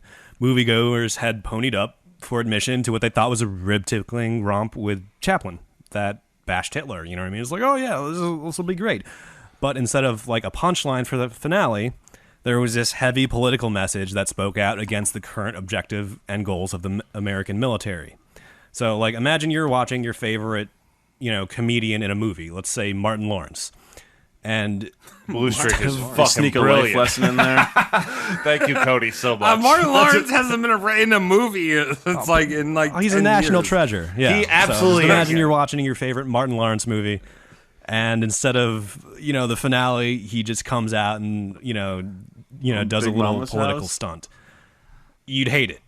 No, I'd be like, fuck yeah, where'd Martin Lawrence go? No, you'd feel unsatisfied. You'd feel cheated. You'd feel misled. Like, this was supposed to be a comedy, but like there's this whole fucking underlying thing. In a vacuum, when we listen to it on the podcast, it's great. But if you put yourself back in the day in the I time, just like understand. that, was It's like that Yeah. movie Click, where it's like funny and then gets really dark out of the nowhere. Adam Sandler movie. Yeah, you ever seen that one? No, explain it to us now. You have like 5 sentences. Go with it. Well, he gets a remote at Bed Bath & Beyond that lets him stop and like speed up time. Okay. And he ends up speeding up his whole life, and he misses his whole life, and his kids grow up without him and stuff like that, and like the future kind of changes. That without sounds him great. knowing. That's a hilarious concept. You gotta watch Go Adam it. Sandler. Have you guys ever seen that movie? I've seen it. I'm Are just you not backing Mike? you Are up, you just Mike. making me want to watch Click? Is that like the goal of what you just said? You owe better to our listeners. Watch Click. I've never seen it, but thank you for laying it out. Thanks, Mike. Now I will watch it. It's like a at some point. It's an Adam Sandler movie. You think it's gonna be a comedy, and it's like gets all Exactly. dark. That's what's going on here, Mike. Mike, 200%. Thanks for being on the show. Good job, Mike. Yeah, All right. wouldn't be roast mortem without Mike. You guys are welcome. That's not true. We've done a bunch of episodes without you. The Charlie Chaplin's popularity suffers a little bit with this. It was a politically fueled stunt that was in good taste, but it's just not what people were wanting. And 1941 rolls around, and we're going to talk about Joan Barry. Uh-oh. An aspiring young actress that Charlie would fuck, but not marry. He's playing that game. Oh, thank God. Thank God. Marry Move for- along, marry Charlie. Marry, fuck, murder, or whatever. Yeah. But she's an on-again, off-again obsessive fangirl. And she stalks Charlie after being dumped and gets arrested twice in the fucking progress. She would eventually reemerge from the woodwork one last time to claim she's preggers with Charlie Chaplin's baby. Trying to Was she? cash in a little bit of the settlement. Was she, Travis? No, she was. She was not pregnant. She was pregnant, just not with Charlie's baby. So we got a Dude, fucking. this guy has to stop busting it, people. No, Yeah, you she know did what? She anal. probably Or got anal. fucked by Lexington Steel from the future. Because his dick is so long, it goes back in time. Yeah, it's got an Yeah, elbow. right. It hits 88 miles per hour and it's getting erect. Hits 88 miles per hour. Flames start And coming then it out. just goes back in the future, fuck some bitch, and like, oh shit. Charlie Chaplin's like, oh fuck, what the fuck is this giant black dong? It just fucking came out of nowhere. God bless that No. man. God bless him. That is something So- else. Charlie outright denies this. Like, I'm not that baby's mama daddy thing. And Barry, to counter it, files a paternity suit against Chaplin, that he was in fact the baby daddy. And in 1944, a pre-presidential J. Edgar Hoover, a.k.a. the head director of the FBI, it must have been a slow fucking day in the office because Hoover uses the paternity suit and Charlie's prior anti-war expressions to put a bit of a squeeze on the boy. Well, Hoover is definitely someone that we will roast because he Yes, that's a good dressed one, up in his mom's, he dressed up in his mom's clothes, and he was just a fucking weirdo. He's like Really? a super He was. conservative, pro-America. But then, like in the background, he was just this fucking weird, kinky boy. Oh, he was And a like, Tucker. He you was know, a what I Tucker. mean? Like, there's no problem being a weird, kinky boy. I'm just saying, like, you can't. He notoriously hated people who had fun. Yeah, That's true. right? Charlie's one of them. Yeah. So Yeah, 'cause Hoover Charlie's like, attacked- oh yeah, I wrote this speech for this, bit. It's a little political, but like, I'm gonna go have a steak after this and have a good time. Right. And J. Edgar Hoover's just like, you did what? Yeah, right. All while he's fucking tucking his dick and junk into his fucking pants, like walking around with a mangina. Oh my Your- god. Your dick is supposed to be in your pants, Travis. Dude, my dick is never in my pants. Like, if you know me, my fly is always undone. And it's God not this is a because podcast. of any type of sexual thing. It's just because I'm lazy and I Just ventilation, forget- right? Yeah, ventilation, you know what I mean? I don't know if you guys know this. You know how like when you tuck your balls and penis behind your legs and tuck them together, and then you look Yeah. from behind? It's called fruit salad. Yeah. That's also known as a Hoover salad. Hoover salad. Okay, there we go. Yeah. Little Hoover suck. I see what you did there. So, Charlie did make himself a figurative target when he criticized capitalism and American nationalism on the silver screen. In addition, Hoover would hear that she was pimped out by Charlie in New York when Charlie was living in L.A. And if you don't know, that violates the Shitty Man Act, man having two N's. Right, that's the one across state lines. Yeah, AKA that Chuck Berry was involved in. Yeah, a.k.a. thou shan't cross state lines with women for pervy sexy times. And Wait, but it's okay to have sexy times with women in state lines? yes, You just can't you cross just, you state just lines? can't take them out. It like violates the terms of I didn't know terms of anything service. about Really? this man law. Yeah, it was some like backwoods Christian shit where it's just like, well, you're married in this state, so this is the only place you're allowed to fuck. Yeah. Okay. Well, I do know that like Texas? BDSM is illegal in Massachusetts. Massachusetts. Do you know that firsthand? What's going on? I don't know that firsthand, but I just see it in like Utah. I mean, I have done BDSM in Massachusetts. Was But that I'm in just saying, Massachusetts? But it's illegal, so that's why I'm hard. That's why I have these prison tears tattooed on my face. It's not enforced because you were in the same BDSM club, social club, as Mitt Romney. He's a good egg. No, Yeah, like it's- kitten mittens. No, I Yeah, wasn't. I wasn't. You were right next to I Mitt was Romney. not. I was not spanking killing some any girl. dogs. If the You- balls well- touch, it's gay. There's seriously states where you cannot fucking like tie someone up because that's like Sodomy. you're robbing the fucking railroad. Okay. What if they want to play the lottery in that I can see that in moment? like Utah. You can't like tie someone up. Can't do it in fucking Massachusetts, dude. Keep in mind, if Hoover gets to have these Mann Act charges stick, that's more than 2 decades in jail for Charlie. And because this is like the fucking Federal Bureau of Investigation, they get to make this into a public fucking fiasco. And Charlie's reputation is fucking tarnished in public light yet again, but more seriously this time. He's seen as like a closet pervert fucking up the American youth, and the government is going to keep fucking close eyes on him because of this. It doesn't actually stick, but, you know, Charlie's on a fucking short leash now because of all the fucking debauchery. So the feds, like I said, temporarily backed off of the Mann Act violation, but the actual paternity suit is next in line. All right, Joan Barry, pregnant, accuses Charlie of being the baby daddy. She actually gives birth to the baby, a healthy baby girl named Carol Ann, actually. But she takes him to right. court. Okay. They get a little bit of Chaplin blood out of him. They just wring out his fat dick, and, you know, there's some blood. And blood tests. Yeah, I know, it's weird, right? The blood test came back as there was no way in hell Chaplin could be the father. So just imagine your favorite Maury episode. This is, you know, the little Poindexter comes out of the lab. It's like, you know, the blood doesn't match. He's doing that dance Yeah, right he's- now. He's like, "You are not the father." He's doing the shimmy in the background. yeah. Except, yeah, it's just ragtime music, and he changes into real baggy pants. And he's Just throwing, gyrating. Yeah, he's the doing that hips. parachute pants. Here's the thing, though. Blood tests weren't admissible yet in court, so the judge is like, fuck it, you're the dad. Oh man, what a simpler time. Oh yeah, way Yeah, simpler. And Hey, that potato kind of looks like you. What was the point of the test then? it was something Charlie did, like, yo, take my blood. Like, this bitch isn't mine. But the judge was like, yeah, these don't mean anything yet. Get out of here. You're the dad. What is this science? That's some fucking Scopes monkey trial shit. It is, Travis. And Charlie ended up having to support Carol Ann until she was 21. I don't know why they didn't stop it at 18 when you're a legal adult. But it's like, no, you ride this pony till you're 21. And there's actually... Well, thank God he was a millionaire. Yeah, there's actually an entire slew of laws because of this trial that are in effect that says like a judge can't overturn blood tests like that anymore. So it was a huge fucking public fiasco, and it, was not good and fucked up Charlie pretty bad. All right.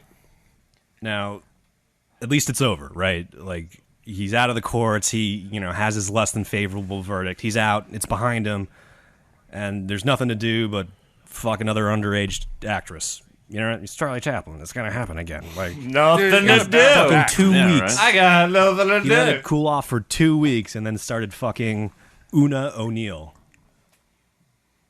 I know. Christ, where do they get these names? Yeah, Uno. Oh, I just got Uno.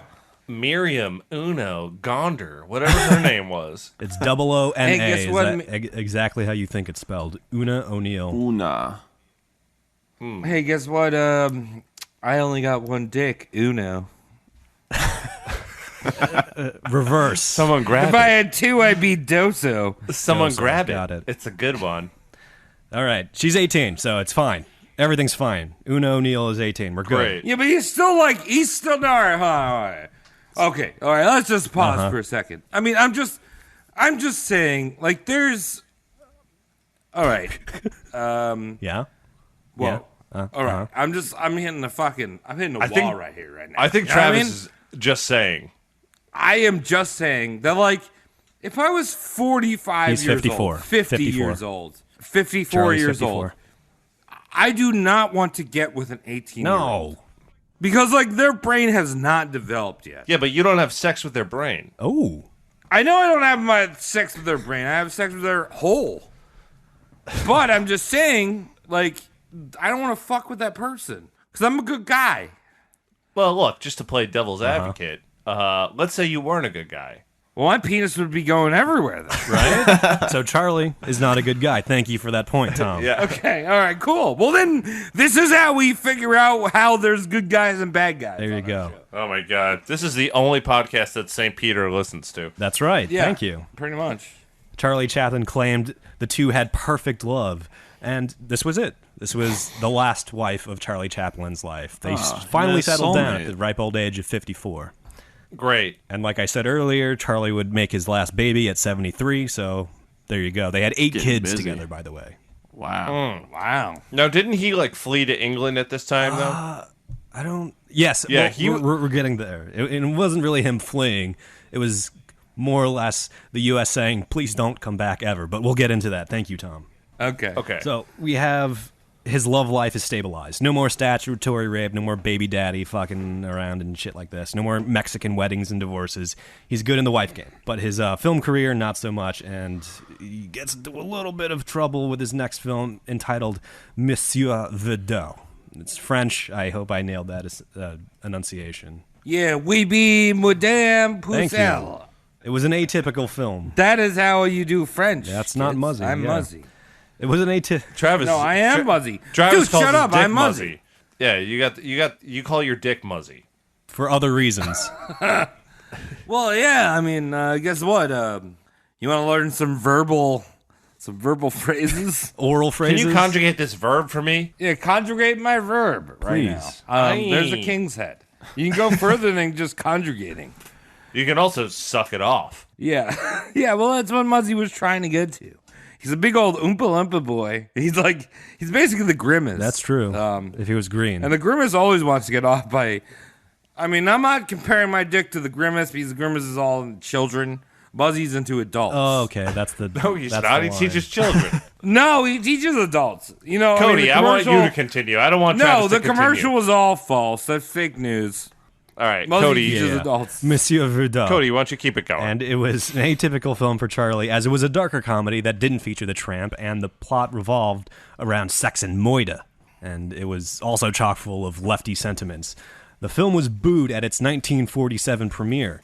Charlie wow. Charlie started receiving agitated flack as a dirty lefty communist for all this war bad sentiments he's spewing around. And Charlie openly held that communism was the antidote to fascism, which, you know, is kind of true because, like, the Russians fucking stamped out the Nazis at the tail of World War II. Well, That's it's true. it's an answer. It's not To the Charlie, it answer. was the answer. Like, it was like, Yeah, well, I mean, like, I get it, and also, I'm gonna assume that the premiere of this film was the first movie Bill O'Reilly saw.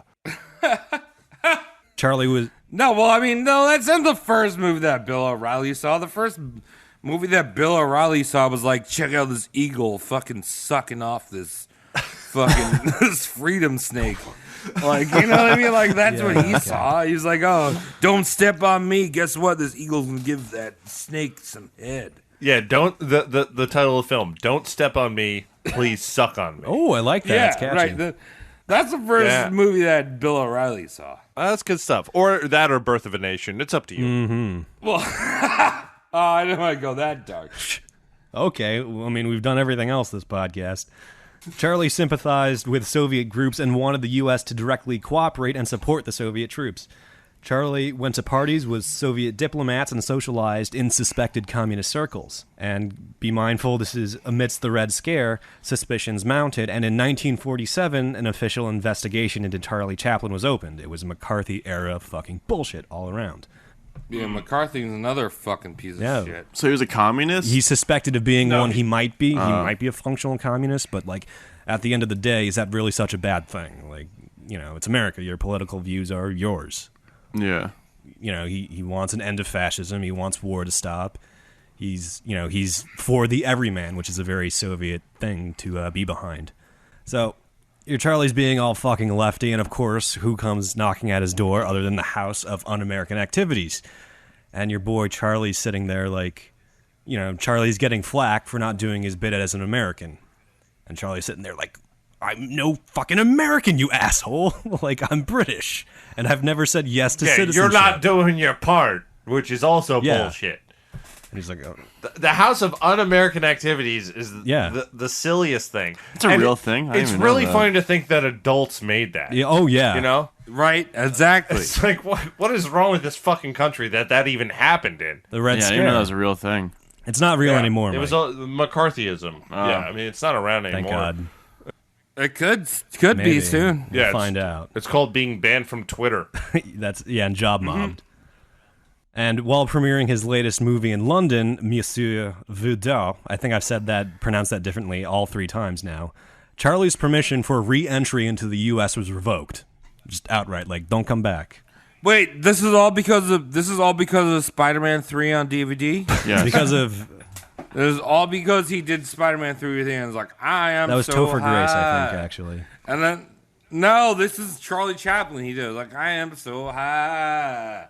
And then like 9/11 happened, and they were like, hey, we got to change this whole fucking advertising. Got it.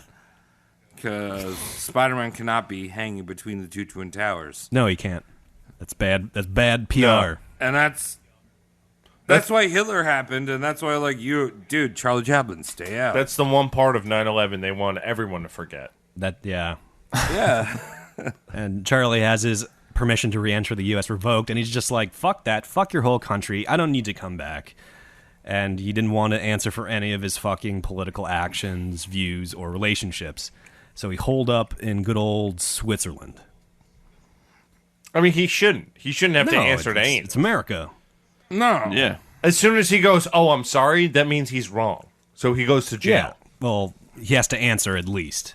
That was kind of the deal. Like, come to our board, say your piece, explain yourself, and we'll let you back in. But Charlie's like, I don't need to come back in. Right. Yeah, but if he says his piece, he's never going to get back on top. Now, I know he didn't get back on top, really, but at the same time, you have no shot at it. No. As soon as you go, oh, yeah, sorry, I did that. That's good. Instead of apologizing, Charlie's next film, entitled A King in New York, would blast the American lifestyle. He would take jabs at consumerism, rampant plastic surgery, and abusive McCarthyism. Chaplin banned all American journalists from the film's Parisian premiere and also refused to release the film on American soil. Great. So far, like, all right, I understand he's like banging underage chicks. That's not No. cool. And I understand he's kind of a little weenie head. But, like, this sounds awesome. To blast the man from Switzerland? To me, What? Why? Why is because this he's awesome? like, yo, dude, America sucks. It's a Suck thing. my penis. It's a reaction. It's not awesome. It's just what he did. Do you know what? He's like, suck my hard Chaplin penis. And America's like, I don't know if I can handle even your soft Oh, it's so Chaplin big. penis. I don't know if I can handle even your soft Chaplin penis. So it's just like, oh, we don't want to deal with you. Just go away. Just go away. He's like, guess what? Now it's hard. Now I'm in Switzerland. Now it's hard. And they're like, oh, we want to check it out. Whoa, let me do a review of your hard penis. And they're like, oh, guess what? You're not allowed. You're not even allowed this show. Okay. This is. I mean, I follow you. I'll say, Yeah, right? I Yeah. do follow you. For the sake of time, I do too, Travis. Yeah, me too. Thank you, Mike. You're our golden boy. All right, so who knows anything about Marlon Brando? Oh, I did a whole show episode on 18. him. It was a good one. You remember it? Oh, you know the number. I remember that he ate ice cream out of the barrel. And he ate a frog. All right. He did eat a frog. Yeah, he's a quite a man. Yeah, go listen to episode 18 Yeah. when we're done here. But in 1967, the two collaborated on the film A Countess from Hong Kong. The two would collaborate on A Countess from Hong Kong, working closely together. And Brando spit out an autobiography, if you will, of the ordeal, and it cast Chaplin in a very, very shitty light. Chaplin was still a dipshit perfectionist, but it was also revealed that he mistreated cast and crew, even for the smallest misstep. Brando would write down in his memoirs that Chaplin was, quote-unquote, a fearsomely cruel man, probably the most sadistic man I've ever met, an egotistical tyrant, and a penny pincher. Yes. Really? This is a fucking tell-all tale. I mean, I guess we kind of got a flavor of that when he did a fucking take for 200 347 times, to be Right? exact. Yeah, I'm just gonna. Mike, why are you laughing I missed again? that. God Mike. Why damn are it. you laughing? Nothing.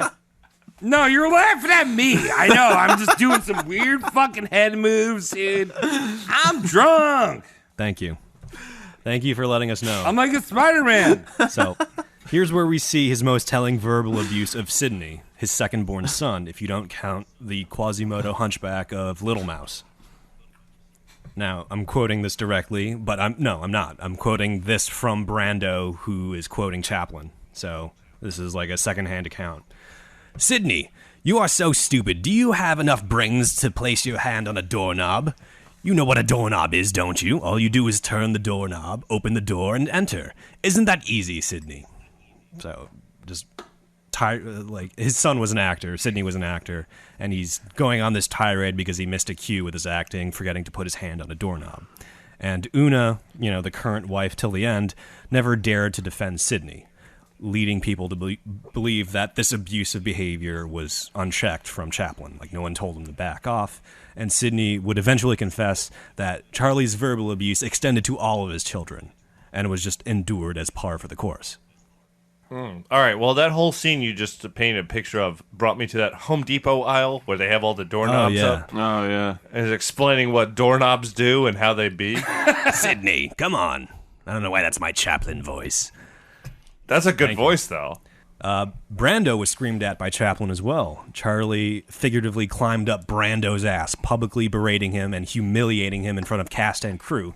And all fucking Brando did was just show up 15 minutes dick. late to call time. So, You are fat. You are big fat Where are your man pants? that Stop it, sucks on Charlie, frog stop it. penises. You roll down the hills from Studio City right into here, and you can't even get here on time because you got stuck between palm trees.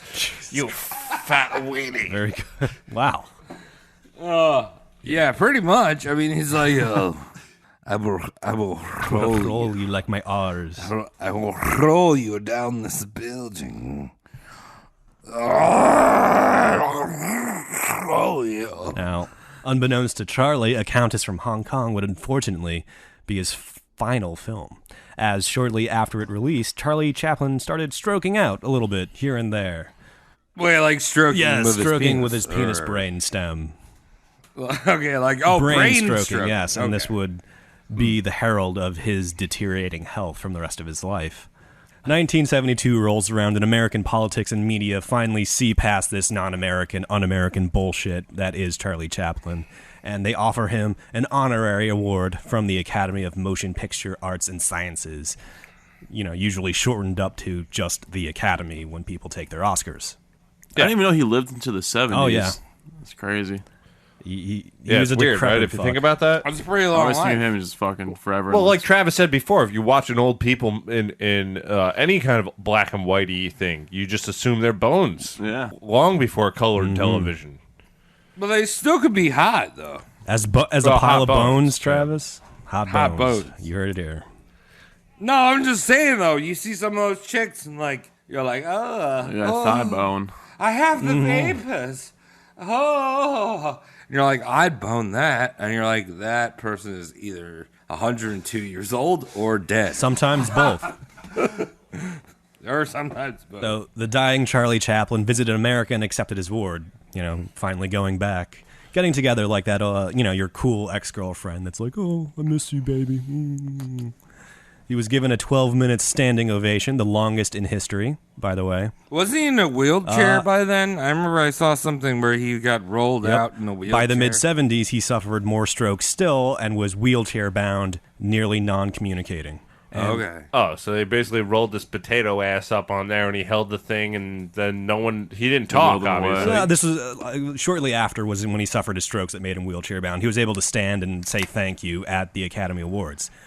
However, he was not spry enough to kneel for the Queen of England when he was knighted, and an exception was he was knighted. An exception was made during his knighting as he couldn't manage to kneel. He accepted knighthood in a seated position in his wheelchair, which is a little bit of a rule breaking, but hey, it's the Queen and Charlie Chaplin. I mean, knights are supposed to fight. If you can't get up out of the chair, I'm also talking to Stephen Hawking right now. He can't hear you. You ain't no knight. Hey, guess what, Queenie? If you want to, like, knight me, I know Giuliani got a knighthood, but he got that bitch-ass knighthood where he's like, I'm not really a knight because I'm American. If you want to knight me and just, like, full-on knight me, dude, I will take it, dude. Why? I will take it. If you want to peg me, Queen Elizabeth, if you want to peg me in order for me to, like, be a knight, That's how that I'll works do it. nowadays. That's cool. These are weird times. I think, well, we have definitely learned something tonight so far, which is Travis just wants to get fucked in the ass by a bag of bones. You heard it. Dude, I'm saying if I need to get English fucking civilization, civil service, What? from Queen Victoria, Queen, what are those things? Queen things. Queens. Then I will just get pegged for you. I'm going to point out something for the audience. Wow. Every time I make an observation about Travis that is so astute, so there, he goes, dude, I'm just saying. It's a good counter. It's a good counter maneuver. It's not a counter. He's welcoming it, but Let him there's have like it. he's, Dude, he's I'm putting not- his Let him have it. he's putting his caveats down. That's If I what say- he was saying. If I say Travis likes red slides, he goes, well, dude, I'm just saying, like, the red slides gotta be there. I just gotta make my ass feel comfy all the way down it. It's like, yeah, but that's exactly what I said. All right, well, Tom, would you not get pegged by, like, the Queen of England? No. You wouldn't, like, No. just to be like, Is there yo, a dude, payoff I got to it, pegged or is by he the just Queen of asking to be England. pegged by royalty? Dude, fuck the queen. Fuck royalty. I'll kick her down the stairs for you. Yeah, but you're basically getting kicked down the stairs by getting your asshole pummeled. I don't want Like, that's that. a great story. You know I don't what want that. I'm not romantically attached to the idea of someone paying for her to live in a big house. I just think that is a good story. She's not even a You go to good-looking a old bar, woman. Now maybe Judi Dench, Oh, hey, yeah. maybe, but let's keep moving here. She's a good-looking old woman. I mean, Judy Dench is a great looking up. What about like Erin Brockovich? What's her name? Julia Roberts. Who's She's that? like 40 years younger than them. Julia Roberts. She's 50. We're talking about people in their 90s right now. Yeah, but she also looks fucking haggard. I don't know. Like, she's always looked haggard. All right, let's get back to Charlie Chaplin because this is getting ridiculous. Okay. This Hollywood talk. We're schmoozing, dude. I'm on the West Coast. We're schmoozing. We're schmoozing with each other. We're throwing all these like words out. We're throwing all these names out. You know. Travis. All right. Travis, use your last 2 brain cells and ask me how he died. I have 7 of them. Did you So name each shut of them? up. How did Charlie Chaplin die? Christmas morning of 1977, Charlie got the nice present present. of one last stroke and expired at the age of 88. That's pretty good. Yeah, it's Pretty good. good. Life. That's a long life of early pussies. Yeah. Early pussies, is that what we just called underage fucking? Okay, cool. Yeah. I guess Travis is trying to prove something right now, which is he hates underage so much that he only wants to be fucked by old Yeah, age. bones. Well, I'm just saying. Who would? All right, tweet at me, talk at me, You talk are gonna at the regret this show, tomorrow. dude. Who would not get pegged by the queen? All of your You're a co-hosts. man child. I wouldn't get pegged by the queen. I can't think of any one of my friends who would be into Travis, that except yeah. for you. Well, I'm just saying. Like, guess what? That's a great story at the bar. Be like, hey, guess what? I'm gonna win $20. Guess what? Bet you haven't been No, pegged I by the haven't. queen. Do you get any money out of it? How much Guess money? what? I did. Did she give you any money, the queen? Or Do you get the crown jewel? Or is it just a pegging? Yeah, you get like I got like a souvenir, I don't know, like a one snow of globe? diamond. Or This is something. ridiculous. This is the worst way to end an we're not done episode. yet. We were We just have a talking little about bit Charlie Chaplin. Cody, I want more from you. Travis, All right. He's dead and gone, but we're not through the fuckery just quite yet. March of 1978, a year after he died. A few months after he died, actually. A Polish auto mechanic named Roman Wardas and his Bulgarian assistant, Gancho Ganev, just fucking dig up Charlie Chaplin and hold him for ransom. Really? His body. oh man, those goddamn Yeah, Polish Polish people. auto mechanic. We don't have any Polish listeners, so it's Yeah. fine. Who cares? The great. You know what? I think if you had to do a pierogi, I would want to. You want to get pegged by a pierogi? What was that? Yeah, who wants to bite into a pierogi that has 670 hairs in it? Oh, that looks like a human mustache. A tiny toothbrush one. The grave robbers dug him up, demanded an equivalent of $600,000 from Sydney, Charlie's favorite punching bag. Oh, wow. And Sydney promptly replied, "So what?" and hung up the phone.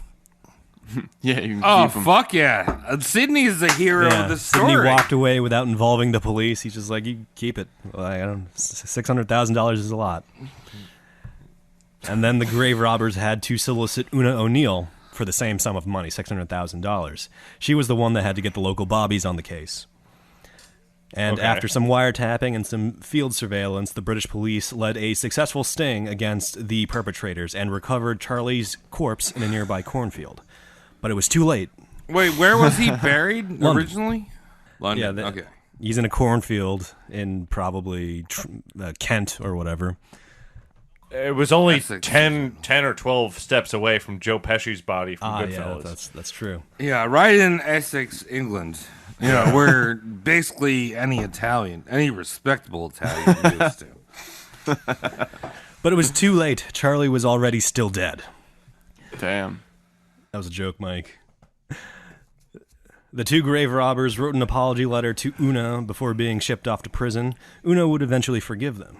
The Polish guy got 4.5 years in the slammer, and the Bulgarian guy got 1.5 years in the slammer. That's For nothing. grave robbing? Nah, that's it. Nah, it's fine. Especially a guy like Charlie Chap's Oh, body. yeah. I feel like that's a lot, kind of. Charlie Chapstick. Rub 'em all over your body and face. Get the smoothest lips on the world. Charlie Chapstick. Bing, bang, boom. There you go. That's Charlie Chaplin. Rest All the in fuckery peace. that was a womanizer, egomaniacal filmmaker, abusive husband and father, target of Japanese terrorists, crooked politicians, and money-grabbing baby mamas. I'm just saying, I'm hard as hell right now. I'm like so erect. Like, you could put so many Charlie Chaplin quotes on my penis. Charlie Like, you could Chaplin. probably do. You could probably do like a whole film. Like if we work it around. Like I know a lot of people aren't seeing the video, but like my penis head is blocking my face right now. That is obscene as fuck. Jeez. Yeah, it's Yeah, disgusting. I hate it. I hate All it so 7 much. tentacles. Yeah, I know. I'm sorry, guys. I'm just trying to do regular things, and I don't mean to make things sexual, but you know. You just can't help it. You slippery bastard. You motherfucker. All right. So There you look. Here we are. We just finished Charlie Chaplin. We'll wrap this one up. We know this was a long episode, so thank you for tuning in to Roast Mortem coverage of Charlie Chaplin. Cody, thank you for doing that problem. research. Yeah, Beautiful Thanks, stuff. Cody. Yeah. It was awesome. Thank you. Mike, thank you for showing up. Travis, what are you Thank doing? you for hanging in there. I spilled some of my drink. I'm just trying to be a nice hockey gazebo and throw it onto my wall. Beautiful. Okay, so there's Travis doing his thing. He wants to get pegged by the queen. Follow us on social media shit. I don't want to do it. Roast Mortem Cast. I'm off the Dude, grid. no, we got to talk about our social media. Okay, Tom is an idiot. So basically, you go to tomisidiot.com. I think it was .gov last You time. could go to Roast Mortem Cast on Instagram, Facebook, Twitter, Snapchat, Gmail. too. We got a Snapchat now. We got the Snapchat now. Wait, Mike, you set up runs the Snapchat? I'm on the Snapchat. Are you sending so- dicks to people? Yeah, if you want me to send you a picture of my dick No. to you, the Snapchat name is Roast Mortem Cast. Roast Mortem Cast. So you can, Yeah. You can snap us. maybe that might just be like a screen cap of this roast mortem that we've done, and you can just see my king's head because it's just blocking my face. Yeah, it's great. Um, I also so, the most important you know. the most important Oh. one is the Patreon. Got it. Check out Patreon. You like the show? Pay us for it. If you don't, continue to listen anyway. Because what are we Yeah. gonna do? What are we gonna do here? Let's be honest. Charlie Chaplin didn't do nothing. I'm gonna do something and say we can't do nothing. There you go. What was that? Yeah, wise so words right there. that's the end of the show. You can look on us on other things, but you know you'll figure that out Yeah, yourself. Just Google like exists. Do an internet. Bye. Love Peace. you. Oh, no. Peace out. Yeah, bye. Oh, I know. Trav just dropped. That's lovely sounding. Yeah, Travis is drunker than usual. All right, Bye. thank you, Shane. Everybody, thank you, Shane. Bye-bye, bye-bye, Get us out bye-bye. of here. Bye. Jesus Christ. Are you tired of not paying for your favorite product? Patreon.com/roastmortemcast. What's a Patreon, you say? It's a website where fans can support their favorite content creators. Sounds like a deal. Deal. This is only if you got the money. We got koozies, we got custom obituaries, we got stickers, we have movie commentaries that you download and watch with said movie. It's like you have friends in the room. What if I don't like history? You're wrong. You love history. How much money can I give? Anything will help. We like doing the show. We're gonna do it anyway. Mike's losing us money at every corner. Roast Mortem Cast is here to help you take a load off that wallet. It's all been arranged just for us to get your money. I'm telling you that you need to give money to Roast Mortem Podcast so we can do it even better. Are you tired of exploiting these four men? Or you could even sponsor. You got a stupid ass business? I'd love to talk about your business. I'm too busy to read. Where can I find this podcast? So call today at patreon.com/roastmortemcast. That's ROASTMORTEMCAST at patreon.com/roastmortemcast. Yeah, if you want to buy me a beer, that's cool too, you know.